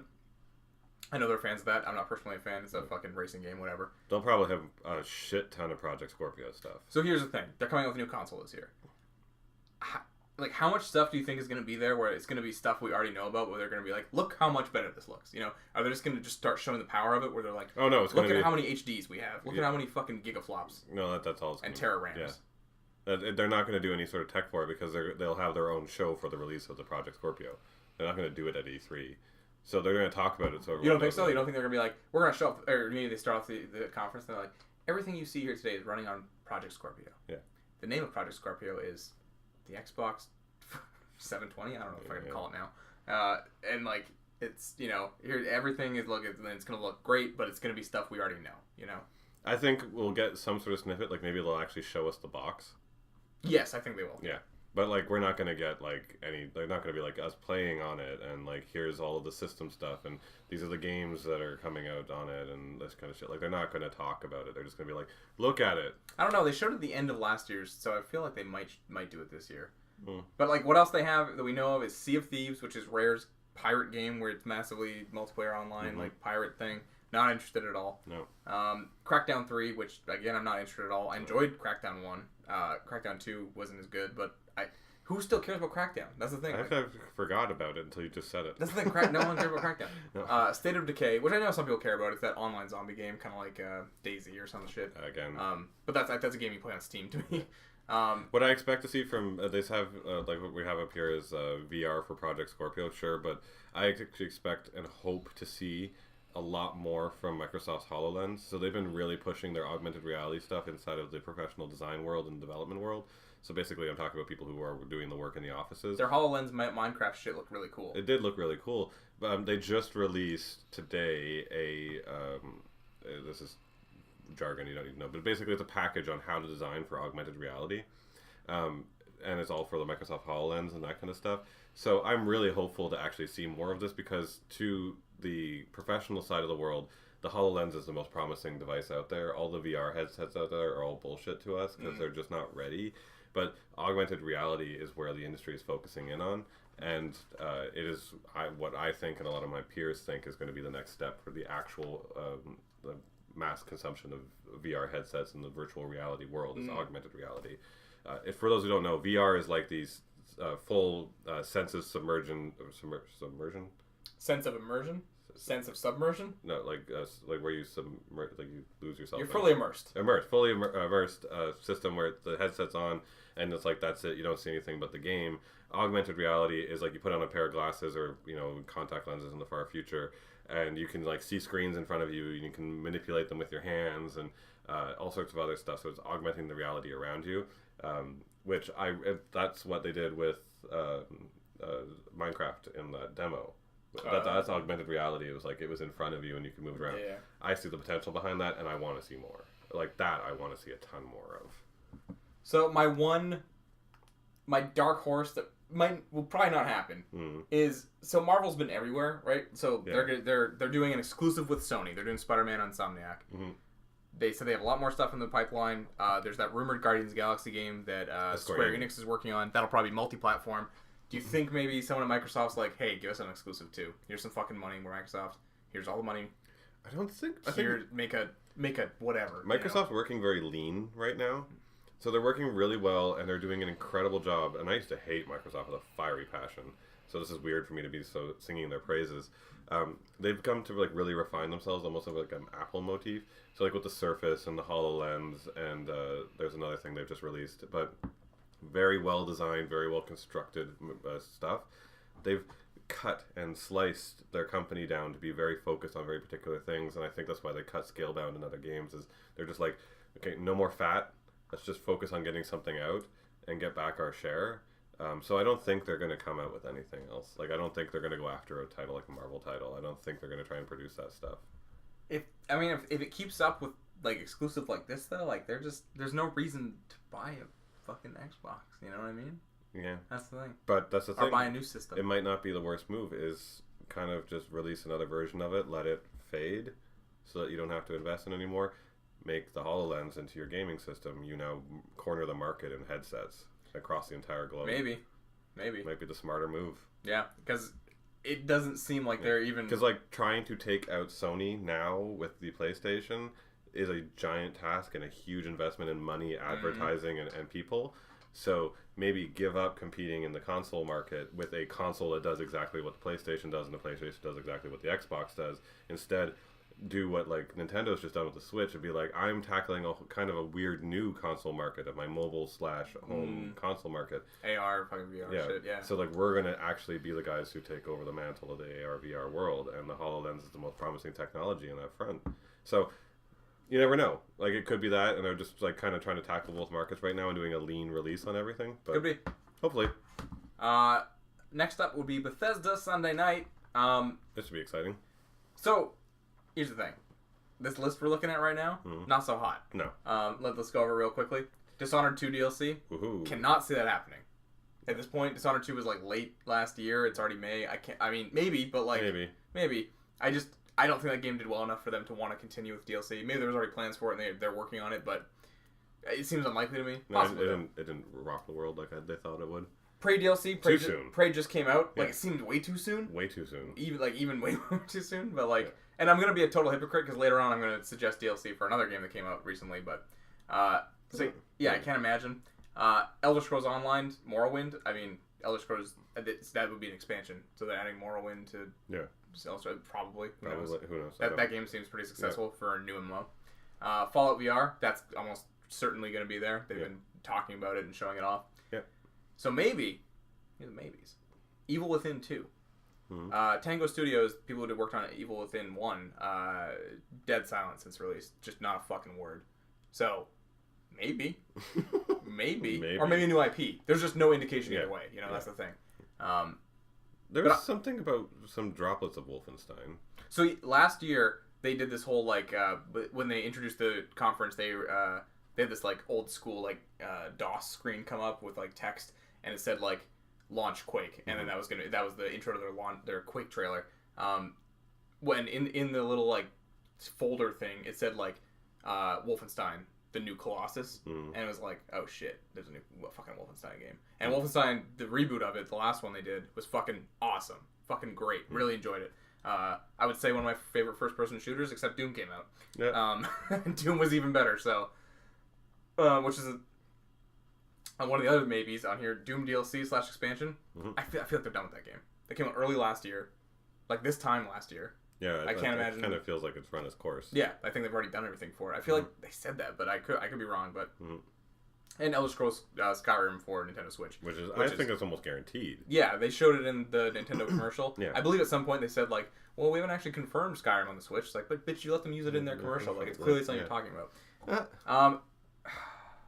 So Bethesda has said, like, gone on record saying they're working on, like, 5 games different now. Not at their one studio, but, like, across all their studios and stuff. So... do you think this is the year where we see, like, do you think we see a tease of, like, the next Elder Scrolls? Yeah. Yeah? Could. We see, like, Skyrim 2 or whatever? I keep thinking in my head, it's probably not true, but Skyrim made such an impact. Like, I know, what was the one before that? Oblivion? Oblivion made a big impact. Skyrim made such an impact. People are still playing it on Steam and on consoles, and people modding the fucking hell out of it. Still talking about Skyrim to this day. Do you think they just name it Skyrim 2 instead of, doing another Elder Scrolls? No, they'll come up with They'll come up with a blah blah blah. Yeah, probably. Yeah. I always think, I'm just like, fuck, the Skyrim name just has so much power behind it now. I always just wonder if, like... I mean, like, I kind of wonder what their next thing is, because they were talking about releasing all of these games, and Prey was one of them. And then, like, I don't know what else is coming next. Because Fallout, they're not doing Fallout 5 this year. No, there's no way. No. And so far, they've been going in a pattern. They did Oblivion, then Fallout 3, then Skyrim, and then now Fallout 4. So, yeah. I think that I think there's actually maybe you think there's a chance for Bethesda to release a new IP at E3. I think so, because this list looks a little bit underwhelming right now, and a little weird for Bethesda. Yeah. So I mean, because I remember the first year they did it, they had so much shit to announce, including Fallout. It was kind of like, oh, are they going to do this again, or is this their one year where they had enough stuff where it's like presented it? And then they did it again last year, and it was like, oh, you guys are a real publisher, and you're gonna be here every year, and now they're here again, and this all looks so nothing bad, but like it's just like this is not worthy of a press conference. But yeah, exactly. But that's the thing. There's this toss-up world of like maybe it'll be a new Elder Scrolls, or which is probably more likely, or a new IP. Okay, next up probably is Ubisoft, probably before Sony. So if you listen to the main part of the podcast, Far Cry 5 is being rumored heavily right now. It's supposed to be taking place in modern-day Montana, and you're a cop and some shit, maybe the Wild West. Who fucking knows? It doesn't see how that plays into the Far Cry world. That's the part that gets me, where it's like, Far Cry was always like, you were a survival person, and you had to survive and make a fire and then collect your shit. You could be in the mountains of Montana and stuff. It's very, like, mountainous, and they're fucking... It's a weird setting for it, but... There's horses. There's a King of the Hill episode there. So they're making the King of the Hill game, which I would be fucking stoked for. I mean, they have South Park Fractured But Whole. Like, they could make a King of the Hill game. Oh, fuck. A King of the Hill RPG would be so good. No, I would be like the only one who wants it, but I want it. I know, it would make me so mad. Oh, fuck. I love that show. I feel like, why did you waste your time? King of the Hill is brilliant. So Far Cry 5, and I love Far Cry. I didn't play 1 or 2, but I love 3 and 4, love them. Absolutely adored them. Really, really enjoy them. Fucking, I feel like Trump right now. Really enjoyed them. Just the best games. Could not get better. Fake news. So yeah, looking forward to Far Cry 5 no matter what it is. They did say they want to take time off and like kind of like re-establish what Far Cry is and stuff. So hoping to see this one be a little different than the last one. I'd be curious to find out if this is just turned into like a new Far Cry series, or they're going to be like Far Cry Unraveled or something, and they just get rid of the number count and change the series because they're going to a modern setting, which is so different from the other Far Cries, right? I mean, 3 and 4 were modern, but like you were in the jungle. Yeah, you know what I mean. Like you wouldn't have access to a city in the other ones, right? No. So it was like little settlements or towns, or like maybe towns. It was like fucking bases that like soldiers lived in. Yeah, exactly. So like, if you're gonna have a place where you can actually go into town or some shit like that, you're actually playing a cop who is like, like from a town. And, like maybe they're changing the whole franchise to give it a new identity in the way they did with Prey. And it's gonna be like Far Cry something, instead. And that's the new, which could be a potential thing. So Far Cry 5 could just be working. I always really like the way the gunplay feels in Far Cry. I feel like they really nail it. So like even that is a lot of fun. It's kind of like the Destiny thing, where like even if the game is like a little repetitive, which it is, the gunplay was always a lot of fun, and just the amount of ways that you could go into a fucking outpost and kill guys. Yeah. Also in 3, you get a flamethrower and you set a weed field on fire, and dubstep starts playing. So that's just good fucking writing. All right, so South Park: The Fractured But Whole probably also be there. It actually got delayed. It was supposed to have come out already this year, and then it got delayed and pushed back. So I'm wondering if there was some technical stuff, or if they just looked at the calendar and were like, fucking nope, nope. Because like that whole section of the last from like November till now has just been like, wow, let's not do anything. Yeah, they're like, this is a bad idea. There's no way South Park competes with anything here. Yeah, and I actually have South Park: Fractured But Whole pre-ordered on my Xbox because I got the first one free if I did. So Stick of Truth. Yeah. So looking forward to that one comes out. Yep. Assassin's Creed Origins. There was a leaked screenshot that we didn't talk about in the main podcast, but you can find it if you Google it.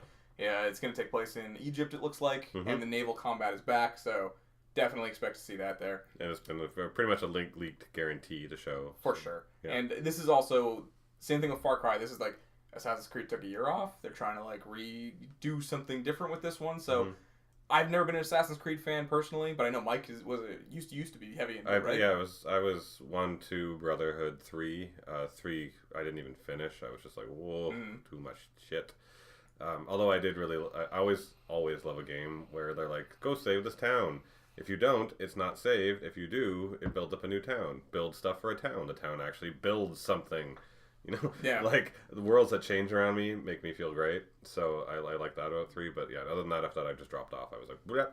Yeah. So I mean, if this is like a new formula in this game, could it potentially get you back on board? They'd have to excite me with something. Could you stand up and like start shouting at the screen? No. No.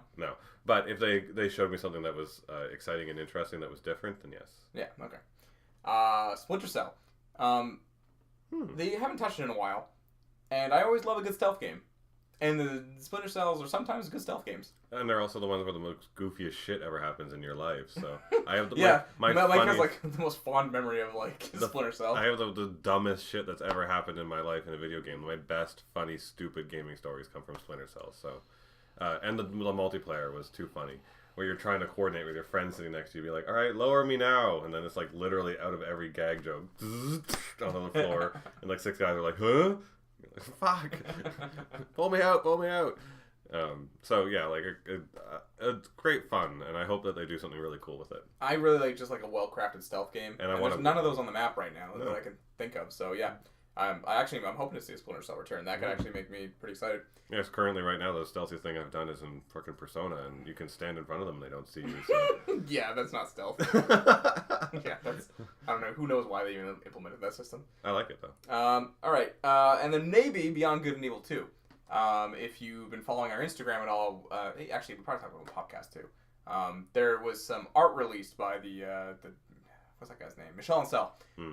Released some concept art after fucking 5 years of absence for Beyond Good and Evil. So I can see it finally happening at the C3. I know every year it's one of those mythical games like The Last Guardian. The Last Guardian eventually came out, so maybe this will too. Well, they keep talking about this one. It's one of those ones like, I mean, it's not the level of Devil May Cry 5 or Escape 4, but yeah, they will mention it occasionally. They'll be like, "Oh yeah, that's still coming." You're like, "Really? Are you sure?" So Ubisoft also has shit like, they got fucking Watch Dogs. I can't see us getting a Watch Dogs 3 so soon after 2. That came out late last year. Yeah, we're not going to get a Watch Dogs 3. Some people talked about Watch Dogs DLC. Nah. But I didn't see the excitement for them to even... Like, if they were working on it by the time the game released, they were like, hey, guys, Go home. It's a shame too because I heard Watch Dogs 2 was like leagues above the first one. So I still plan on picking it up one day when I see it on sale for like $20. Yeah. What else they have? They have the Division, which I don't know whether they touch that now. I don't know what's going on with that. I think the servers are going to shut down soon. Jesus. Yeah. Yeah, I don't know. The biggest things I'd be excited for this is definitely Far Cry 5 for me and Splinter Cell. Yep. No, those are the two things. Everything else is just kind of fluff. So my hopeful is my ridiculous stupid list. I want them to fucking release. I just lost it. Oh, Prince of Persia. Prince of Persia. Yeah, good one. Yeah. I want Prince of Persia back so fucking bad. I mean, I miss that game. It's funny. Like, there was this huge crave for parkour in gaming, right? For a while, where Prince of Persia did it, and then suddenly everybody could wall run, everybody could jump, and everybody could turn back time, right? Prince of Persia dictated gaming mechanics for a long time. Now, I think the slowing time down thing needed to end because we all think of it now as like a stupid cliche ability that everyone gets in every game. You know, like you're a mobster, but you can slow down time. It's called adrenaline. I'm like, fuck you. But I want Prince of Persia back. I want to like run across a collapsing ruin while it falls behind me and I'm doing ridiculous aerial stunts. I want that combat system where I was flowing around and flipping over shit. It was a beautifully wonderful games. Everyone remembers them. They're still some of the best games ever made. Please bring back that franchise. You're the only ones who own it. Yeah, it seems like it's due, right? Like the last one, that cell-shaded reboot was from like 2008 now, if I think. And it was an awful game in its entirety, but it had the things in it that were really great. I actually really enjoyed that weird dual-person combat. It was actually a lot of fun. You know, the thing that was bad about it was that the combat was like these like almost instance. It wasn't instance, but like you were stuck in an arena area and you just kind of moved around. I feel like I didn't get the run around characters and run up walls and shit. Like, the thing was, I kind of enjoyed that game. I never beat it, but like I did kind of enjoy it. I feel like if they had evolved that format, it could have been something really cool and special. But so do it now. Yeah, do it now. Let's hit Nintendo. I know that's the day after, but I want to do Sony last because that's really the real big motherfucker. I feel like Nintendo, surprisingly, is not going to have the worst E3 in a long time. Well, Super Mario Odyssey? Yeah, so Microsoft's going to have the worst one, let's be clear. Yes. For sure. By the way. But Nintendo, I mean, brand new system out. This is their time. Their launch conference wasn't like super great, but they did have some potential there. You know, there's some good moments. So we're going to see more Super Mario Odyssey. For sure. They've already confirmed that. Yeah. Because that is hypothetically still coming out the end of this year. We're going to see more ARMS. And I think ARMS looks fun. It looks cute. Splatoon 2, which I'm kind of a fan of Splatoon 1. Like, I actually had a lot of fun playing it's a good game. So, yeah, it's weirdly fun. It's one of those ones where you look at it and you're like, this is fucking It's the usual Nintendo thing. Like, it's funny because they don't make a lot of new IPs. They made this new IP into the Nintendo games. You're like, who the fuck plays Mario Party? Yeah. And you turn it on and you're like, what? Yeah, this is so much fun. Yeah. Mario Kart. Like, why would I put Mario in a car? Eight fucking Mario Karts later. You know, like... Yeah. It doesn't make any sense when Nintendo does it, but then like some of them do, and Splatoon's a great example of that. Yeah, so those are all look like solid games. I'm especially curious about Super Mario Odyssey. I want to see way more on that. Yeah, for sure. So there's this Mario Rabbids crossover that's happening. Yeah. It's supposed to be with Ubisoft. I don't really give a fuck. No. Super Smash Brothers is also on the table. Obviously, it's one of their biggest selling IP. I can't see a new one, but I could see them this year releasing a remaster. I see Nintendo's entire thing being a blast of remasters because they don't have anything slated for the new Also, games. Nothing sold that well on the Wii U, and the Switch is like probably already selling it, so they're like, buy it on here now. Yeah. We already have the game. That's the thing, because they don't have any games slated until like December or some shit. Splatoon is this summer. Splatoon 2 is this summer. They have a huge gap, yeah. Nevertheless. So I think they're going to fill it all in. This Mario Rabbids crossover thing is apparently supposed to be one of their fillers. But I think all the Nintendo stuff is going to be like, oh, look, Skyrim on the Switch, Super Smash Brothers rematch on the Switch. We've got Mario Kart 8 on the Switch. I would love for them to see a fucking Metroid reveal. Retro Studios has got to be working on something. I want to see a badass fucking Metroid pop out of here, or even if a beautifully rendered like 2D like Metroid came out on the Switch would be fucking sick. Yeah, I'm fucking down. Sick. That's it for Nintendo. Let's get to the big boy. Let's get to the big boy. Sony, which is just starting at the top of the list with just basically... Sorry, 1 second. Let's go over the last 3 years. Okay. I know it sounds like a lot, but 2014... Little Big Planet. Their conference was Little Big Planet 3, Bloodborne, Abzu, Let It Die, Grim Fandango, GTA 5 re-release. who cares? Uncharted 4 release date and Infamous First Light. That sounds like shit in comparison with what we got before. It was so shitty. Because Infamous First Light was the only thing from that year that I was interested in, and it turned out to be a shitty game. Oh. Yeah. It seems so bad in comparison now. Yeah. Okay, so then 2015. Horizon Zero Dawn. Oh. Final Fantasy VII Remake. Oh. Last Guardian re-reveal. I'm already done. Shenmue 3. Yeah. World of Final Fantasy. Hitman. Dreams. Destiny the Taken King. Mm-hmm. Firewatch's console debut. And Riggs. I don't know the fuck I don't know what Riggs Riggs is. is. And then 2016. God of War. Days Gone. Yeah. Resident Evil 7. Yeah. Death Stranding. That was a big... Farpoint. Don't remember. I don't know what that is. Spider-Man. Yes. Crash Bandicoot Insane Trilogy. Yep. And the PSVR price/release date. Yep. So this year, what do we got on our plate? Well, at PSX they revealed The Last of Us 2. So and we're totally getting more content of this happening at the Sony. You think so? I don't doubt it at all. Yeah, for sure. Trailer, no gameplay, right? Oh, trailer. Yeah. Yeah. No gameplay though, right? No. I'm not thinking any gameplay. Maybe a trailer. I mean, maybe gameplay. Do you think it's one of those things though? Remember they didn't show Final Fantasy VII Remake at last year's E3? They showed it at PSX again. Do you think it's like we wait a whole year and we get more Last of Us 2 at PSX instead of No, E3? because Naughty Dog's not going to do that shit. You know. But if you look further down this list, we got Uncharted Lost Legacy, which is coming out this year. They might want to promote that before something that's not. You know what I mean? Last of Us 2. Okay, I'm gonna say no Last of Us at this conference. We're gonna see something. I don't know what it is. I hope so. It could be shitty little blip of a nothing. Oh no, you know what? I'm already contradicting myself because PSX started with that Uncharted Lost Legacy and then it ended with Last of Us 2. Yeah. Fuck. Yeah. Why don't they do the same thing? Well, they totally could. So like I do see both of those things being there, which is more. Yeah. Okay, you're not wrong. Yeah. Okay. Next up, Spidey-Man. I expect to see full gameplay. Yes. Run through and release date. Yeah. Yes. Yeah. Gotta be. Like ready. Like that's there for sure. God of War. Definitely. We definitely see more. I think we definitely see more. You're right. I think I was resisting that we wouldn't see more, but I think we will definitely see more. I think they will give us a year release date, like just 2018. You know? Yes, I think so too. But that's it. It's going to be a very like blue balls situation of just like here's some more and here's a fucking year it's going to come out. Then PSX we see March 2018. Yeah. Or whatever that is, right? Yeah, exactly. Destiny 2. Yeah, that's almost certainly. Scarily 100%. We'll see They've already got there. pre-orders out for the game. Yeah, like, for sure. We're good to get that. Probably debut of gameplay there. Yeah. That'd be amazing, actually, because I really would want to see if they've made changes or they're just literally making an expansion. Yeah, well, yeah. Let's see. Destiny 2, knock our socks off. We're both fans of the first one. Call of Duty World War 2. People are excited about this? They'll definitely be there. Kingdom Hearts 3. I don't think this is going to be there at all. So they've been talking about not releasing information on this a lot. A lot of different places have been like, no, you're not going to see anything. No, you're not going to see anything. No, you're not going to see anything. So for the Square Enix release information that I'm seeing, it's between two things, Final Fantasy Remake or Kingdom Hearts 3 information. They have been making a lot of, because I've been following. I feel like we're further in, like somehow we're further in development with Final Fantasy VII Remake than we are Kingdom Hearts 3. Like, for some reason I feel like that. That's the same thing. Now they did just release the Kingdom Hearts 2.8 final remix thing with a little 2-hour demo, which was the actual Kingdom Hearts 3 engine. Yes. Running the whole thing, and some little preview of what's coming up in the next game, which actually got me very excited. When I watched it, I was like, oh, ooh, yeah, and beautiful, fucking pretty. So like, there is potential for Kingdom Hearts 3 to be there, but they keep talking about how they're not releasing information. It could be a misdirect, but maybe not.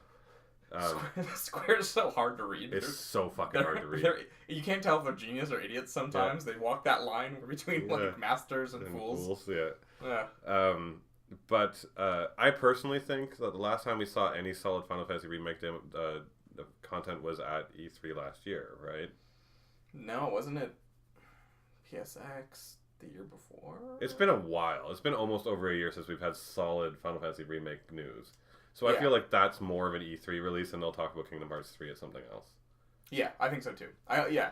Fingers crossed. I would put my bet on we see FF7 Remake over Kingdom Hearts 3. Yeah. Next up is Days Gone. Days Gone will most definitely be here again. They debuted last year. They'll probably just give us some more gameplay and a full release date. Yeah. I'm really hoping this one wows more people this year. I know it was weird last year because it ended the conference and it wasn't like the best thing to end the conference with, also, which I understand. The Last of Us No, it wasn't on that thing. Sorry. No, it wasn't.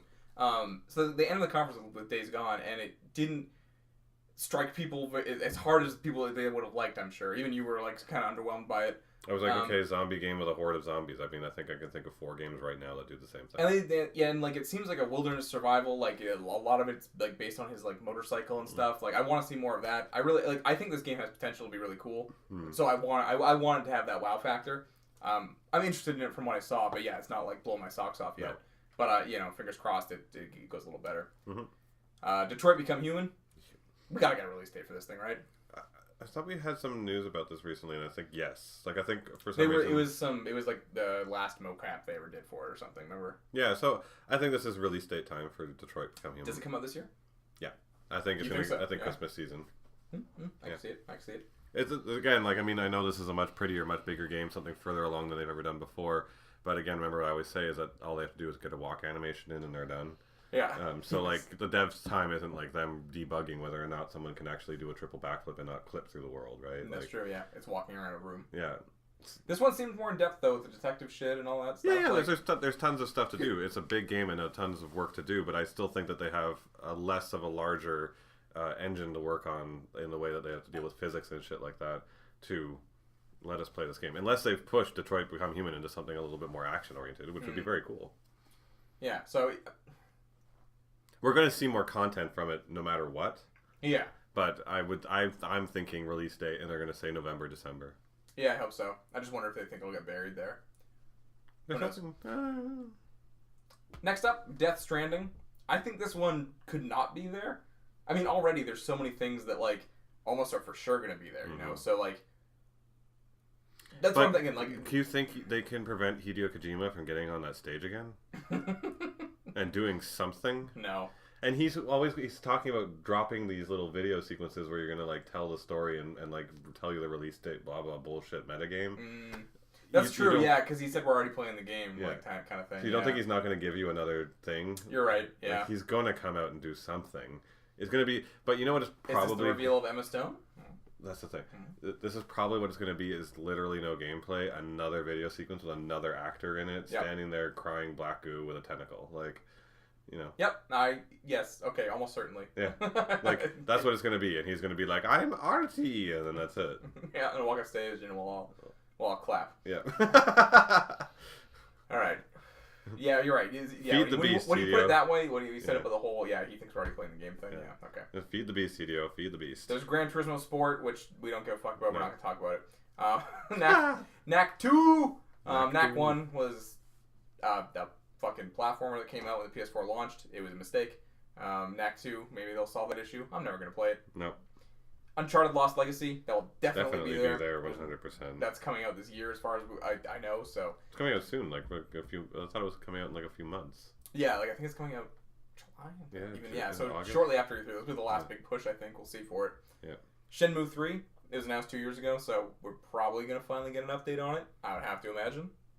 Maybe there just might be something that's not even on the screen, but just updated somewhere on the E3. I think we'll get our first real gameplay trailer of it, I think. Maybe. And Crash Bandicoot Insane Trilogy. I think that's going to be out by then. I could be wrong, but I think that's going to be out. I don't think they're going to do any content for it on stage. I think they're just going to like leave it and be like, by the way, it's out. You know, like they might do like a little in one of their montages or something. Yeah. So is it maybe they put Shadow of the Tomb Raider, which I've been hearing that it's had like some issues getting out. But... So it says rumored to be a no-show, but who knows? I wouldn't expect to see it this soon in my mind, but I don't know. No, I wouldn't be surprised if it did. Like, I wouldn't be like, wow, you guys were fast. But at the same time, I'm not expecting it. Okay, so here are my other predictions. Ni no Kuni 2. I don't actually think we'll see it. I think that's going to be another PSX one, because we saw it at PSX 1 year. It's Tokyo Game Show or PSX. Then me and you bitched for a year, and it finally came back at PSX again. Yeah. They've released... I would like to see it, but I doubt it. They've released more content than what we saw. They've also put out some new videos, new gameplay. Yep, they put out some gameplay. You can find that on Polygon. After like the PSX and the it was like mid this year sometime. Yeah. So they are starting to churn out and get that engine running, and I don't think they're going to run on E3 for it. No, I don't think so either. No. Sucker Punch's new IP has got to be coming out, and I got to think it's going to be here. This is my big I hope it's there because I miss Sucker Punch. Yeah, it's been. I mean, Infamous launched the PS4, so and they're working on a new IP. It's confirmed they are. So that's gonna either start or end the show, probably. I think it's gonna end the show. Yeah. Yeah. Hopefully, like that's I'm curious to see what they're working on. They're talented guys. Yeah. That's gotta be this year. I think I predicted it last year too, but like it's gotta be this year. No, it's gotta be now because like now I'm saying because beforehand I said nah, and now I'm saying yeah. And the thing is, that would be the only new thing. That's the thing. Everything else here, which I mean, and these look like great games. Like, no, Detroit Become Human's new, and not new. Detroit Become Human. Yeah. I mean, we already knew about it. I mean, there's no wow factor to it. Like, we already knew it was coming. Oh, yeah, like nothing I've never heard of before. Yeah, I mean, it's not like there's no surprise like Horizon Zero Dawn when we first saw it. But it's not like, this will be the new thing we can't predict those. We can't just sit around and just be like, new game. No, but like, all the studios we know of are busy doing these. That's our E3 prediction. The podcast comes out, we go, new game. No, but you know what I mean, right? Like, with this is the only studio we know of that we don't know what they're working on. Yeah. That's like the one we can guarantee that like is working on something and can come Don't you out. find this kind of an interesting weird switch in the news? So remember back in the day when we used to pick up our PSN magazines, there used to be stuff in the magazines with little screenshots going unknown new IP, and they would talk about what they'd expect from the game and what the new IP would be, and used to make up and be like, oh my god, this game's going to be this kind of game. And they wouldn't even have a title. It'd be like months and months and months of just screenshots. And like Square's Untitled game or whatever. Square's Untitled new coming game looks awesome, right? Doesn't happen. No, not anymore. Everything's so controlled. Yeah. So like new IPs don't exist, so you can't sit back as a news reporter and actually go like, oh, new IP, unless they... Also screenshot leaks. Like those 3 Capcom things that leaked. Remember we got those screenshots and stuff? Like, and even then, most of the time, it's like the company goes like, new IP releasing, and then you basically just reiterate what they say. Sony said new IP. Yeah, like... that's all we get. It's a new IP. And here's where I'm going to contradict myself from earlier. Do you think we get a Horizon DLC trailer? Maybe. Maybe. Right? Because they said they're going to do a DLC. It's been a couple months. They've done some patches. I would expect it to be pretty epic of a DLC, though. Like an expansion kind of thing. Like CD Projekt Red, Witcher style. Not just like, hey, here's some outfits and a couple new missions. Yeah. It's going to be like a chunk of story, I think. Yeah. And they said so, too, is that the DLC would be a new chunk of story. Fuck, I got to replay that now that my PlayStation crashed and I lost my data. No. Because I can't play a DLC of the continuation, can I? You might be able to. Yeah? Yeah, you might be able to. But then I don't have any gear. They might do that thing where it's like, you fell in a hole and all your shit's gone. Or whatever they do, Like Last of Us DLC was like, it didn't matter. I don't want to redo all that. Oh. Fingers crossed Mike doesn't have to replay Horizon. That makes it sound bad, but like... No, but it's just I don't want to have to put another fucking 80 hours into that game to get everything again. Yeah, understandable. I think that could happen. Final Fantasy 7 already have on there. Okay, here's my fucking crazy ass. Here's how they make me cry. Dino Crisis reboot. Okay, fine. Dino Crisis. Yeah. Make it happen. Mm. Capcom and Sony are chums. Resident Evil 7 debuted there last year. Make it happen. Okay. Give me an action-oriented Dino Crisis. Regina's back. She's fucking baller, still got red hair. And Dylan from Dino Crisis 2, even though he died in like a time warp, I want him to walk out of a portal like with a beard, and he's just old as fuck, and he's like, the T-Rex! And then it's like, bam, bam, Dino Crisis. You want to make me cry? Another Capcom game? Give me Devil May Cry 5. Let me tell you my story for Devil May Cry 5. My fan fiction. No. So I reported this a while ago, and Mike laughed me out of the fucking podcast. Well, it was such a small thing. It was just so the 2 mocap actors who did Dante and Virgil were working together on something in some mocap studio. Who knows? Like, they're mocap actors. They could be just working together on some other project. Who fucking knows? So now the newest tidbit of nothing is the same mocap actor is like. People are like, I guess he has a Facebook page or whatever, right? And people are they keep asking him like, hey, what's your new project you're working on? Like, what is this or what? And he just says, like, someone says like, how's it going? And he goes, smoking. And like, that's a Devil May Cry reference to this. When you hit a style, like he's just doing it for clicks. Yeah, is he just fucking with people? He's just doing it for clicks. It's gonna come out and he's like completely I'm irrelevant. working on the 3DS game, like Legend of like Lagara. I was like, oh fuck. Like, is it gonna be that or is it gonna be Devil May Cry 5? He's doing it for clicks. Also, the director of Devil May Cry is working, or the previous director of Devil May Cry is working on something he's not talking about. We don't know what it is. Fingers crossed, Devil May Cry 5, boys. I'm on your side. So that'd be great. This one is even less likely to happen than Devil May Cry 5. Another Capcom, Breath of Fire. Oh, God, it's dead. It's dead. It's never coming back. It's never gonna happen. Don't say it. Stop saying that. Even less than the other 2. So. Bring back Breath of Fire. Bring back Bob. You know, like, that's the kind of shit. So this is the, like, my last on the prediction side. This is the kind of shit that they need to do this Sony. Just Sony. Yeah, it pretty much is this Sony. This E3 is sorry, everyone else. This E3 is, we don't have those things that are going to pop up and, you know, make, like, the guy who saw the Capcom game get up and, like, put his hands in the air and scream. Yeah. Wah! I want this to happen again this year, where I'm going to call Cal, like, when it happens and just be like, what? And he's going to be like, what? And then we're just going to stand outside and be like, what? For, like, a day. Yep. But something like Breath of Fire 3 is... Or 3, fuck. Something like Breath of Fire getting dropped would make us do that. Fucking Parasite Eve. That was the last one. The list was Parasite Eve. Yeah. Very unlikely also. Very unlikely to have that happen. But some of those games that would just, like, no one would ever expect to have us bring back, right? Yeah. Like, those would be like, what? So. Okay, so let's look at some other people's predictions. Mm-hmm. These all seem too reasonable. Oh, you know what? Hellblade's in here. Hellblade's as soon as Sacrifice. Yeah. I could see that being there. Maybe not like a huge chunk of it, but like a little, maybe in a montage. They're tied in at the end of someone else's presentation. Yeah. So Dreams, I don't think that game exists anymore. That's the thing that the Little Big Planet people are working on. They haven't showed in like 2 years. I don't know what's happening with it. The what's the name of that company? I forgot. Media Molecule is a beautiful, amazing studio, and they did great work with Little Big Planet. But I don't know what's going on with them. Everyone keeps talking about fucking Bloodborne 2. Bloodborne 2 is the one that it seems like everybody...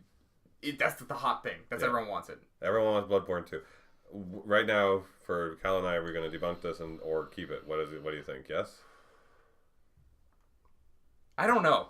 So he did say... So even though he said he's not working on any more Souls games, right? Mm-hmm. Specifically Dark Souls. Mm-hmm. I get it. No more Dark Souls. Bloodborne isn't Dark Souls. Mm-hmm. But then after that, like I think in the same interview, the head guy said like, well, we're also working on like a Dark Souls style game. Like, so is it Bloodborne? Is it something else that plays like it but is different? You know, like sci-fi take on Dark Souls, Space Souls, who knows? Yeah, I mean, I can see it happening. Bloodborne 1 did very well for Sony. It was exclusive to them. I could see it happening eventually. Is it too? It's not too soon either. Like, it came out a while ago. It could totally happen. I don't want it to, but it totally could. I would rather that studio try something new. Yeah, I don't know. I'm gonna err towards no. I'm gonna err towards not happening this year. I'm gonna err towards not happening this year, as towards the erring towards not happening this year probably is going to happen. Okay. Kingdom Hearts 3, people want. Yeah. Detroit Become Human, Dragon Quest Builders 2. It's all pretty much the standard stuff. Yeah. Seems like everyone's kind of got the same run up. Final Fantasy Remake and Kingdom Hearts 3 with release windows. That's real. That's hopeful. That's real hopeful, yeah. You're a hardcore JRPG Final Fantasy 7 Remake opens the show and Kingdom Hearts 3 gets a gameplay demo and release date. There's no way. Kingdom Hearts 3 could have a gameplay demo. That's no question. They've already done shit tons of it. So. Sure, I still know. Second party exclusives, Spider-Man, Death Stranding, yeah. Both these games get full gameplay demos. No. We're not getting full, like, they'll never do, like, Spider-Man, yes, we'll see gameplay. Death Stranding, no. There's no way. Usually at every E3, no matter how much content gets released, you probably get, like, 2 gameplay demos out of all 12 games announced. Yeah. So don't expect gameplay demos from all of them, and mostly get, like, a banner and a, hey, guess what? One last reveal, FromSoft's next game, which would be Bloodborne 2, probably. Or a new, whatever they're doing. Because they said they're working on multiple games. One last thing, Last of Us Part 2. No, God of War demo. Nah, I mean, I can't. The one last thing usually is something new. That's the thing. It's something the really wow factor, and it's the really shocking one. Right? Yeah. So it's usually a new IP or like it wouldn't be Last of Us or God of War or any of those things. It's never one of those things like we're expecting this. Those are openers. Yeah. The things you already know but look really good. Yeah. So the ending is always something like I didn't even see that coming from. Although I mean, God of War was an opener. It was new, but it's not new. Like it's still God of War. Like, yeah. Hard to say. Yeah. They start the conference off with recognizable IP / the reveal of that IP. Okay, well you just said 2 different things. You can't have that. No. They start off with something old or maybe something new. Yeah. It's all the same shit. So everyone seems to be on the same page this year, which is kind of interesting because with this year, it's like we're all wondering what else can they do. Yeah, like we're out of ideas. They need to make good on the promises of the last couple of years, which they did with Horizon, obviously. Yeah, well, that's the thing. We're like sitting around going like, hey, you know what? Like, what is the new thing? And since very little information about any new IP exists out there, except for, again, like, everyone going, like, we have new IPs. Oh, yeah, exactly. Like, really, all the information we have is Sucker Punch. I mean, it could be... unless some of the third-party studios start coming in, like Capcom or Konami. It could even be from all the other studios. They don't talk about any of the IPs that they currently have out there. And they just come up with a whole bunch of new IPs this year, and that's how Sony knocks everyone's socks off. But do you think something crazy could happen, like Konami's out of the business now, right? Like, they don't want to do video games anymore. They're working on fucking pachinko machines. And they're doing that fucking weird Metal Gear game that's a multiplayer shooter or whatever the fuck it is. Yeah. Do you think, like, let's just say Sony, like, partners with them somehow and is like, Konami is giving us the rights to do a game like Castlevania, and we're making a brand new, like, you know, just for instance, right? Like, a brand new Castlevania game. It's under our studios. Konami has, like, nothing to do with it, so it's like... They could be selling off their IPs. You know, something like that. It could be cool, something like that. Or maybe not even selling them off, but just, like, Konami's like, okay, we don't want to do it, so we'll just give this to Sony for now, and they, like, we'll still get some residuals, but we don't have to do fuck all, you know? Because they're not doing anything with Castlevania, aside from that Netflix animated series. Yeah. You know, maybe something like that? It could be possible, and it doesn't even have to just apply to Konami. There's lots of other studios that are in kind of a similar situation where they could be passing off their IPs to partner with larger companies to get them back up there, right? Like even Sega. Yeah. You know, I don't think Sonic in particular, because they've got that other Sonic game coming. Yeah. But Sega has a lot of other IPs that were great, and you know, Choo Choo Rocket. I mean, Contra was a Sega franchise, which is partnered with someone else. Contra got teased like 3 years ago as a reboot, and then nothing ever happened. They had this like little trailer, and then it never came back out. Yeah, it was weird. So that could be the world of it, but it's just that those are not exciting enough to close out the show. No, I'm just wondering if, like, you know, like a new Castlevania under Sony Studios would be like really cool. They show a trailer for it or something. I just can't. Yeah, I'm just trying to think a little bit, like, what else from someone else could they be using, or, you know, Capcom debuts. You know, you know what? It's been some time. The Resident Evil 2 remake. They said they're working on it. Why? Okay. Oh, 2. Sorry, I was thinking 3. Never mind. Yeah, I thought we just remade that like 4 times. So it was like... No, it's 4. Yeah. 4's got re-released on like everything ever. Yeah. It's on your fucking toaster at this point. Yeah, maybe... Because they said they're working on it. They announced it through that fucking Facebook post. Yeah. They're like, we got the green light. And you're like, this should be a bigger deal. So I still don't think, like, the mass populace knows about it. So this might be a good time to show off the trailer. And it's like... the opening of Resident Evil 2 again, and it's all the fire in the streets, and Leon and Claire getting separated and stuff. Like, that could be dope. Yeah. Well, I mean, to kind of close off our thoughts on all of this, it's kind of a funny E3 in the way that, you know, like, it sounds like it's almost more exciting because we're trying to predict all of the unpredictable, because they've kind of checkmarked through the whole list at this point. We're like, what's left? Yeah, it's all the stuff we know now. So it sounds like it's going to be really amazing, which could put our hype and our expectations too high, of going like, this is the time where they come and announce all the crazy shit. That's the thing. And now looking back at those recaps, it's like every year got better. Yeah. It's like looking back at 2014 now, that was just like testicles compared to like what 2016 was. 2015 is really good, got Horizon and shit. Yeah. So here, fingers crossed, the E3 of Dreams just keeps on rolling 4 years in a row, but this might be the one where we're slightly let down. Yeah. Unless there's something coming in the future. I still can't even see us being let down. Even if there's nothing new that really wows us, seeing more God of War, you know, seeing more Detroit, like, all that shit's going to be just awesome. Getting release dates for a few things so we're not sitting there just going, like, in the ether, you know, like... Yeah.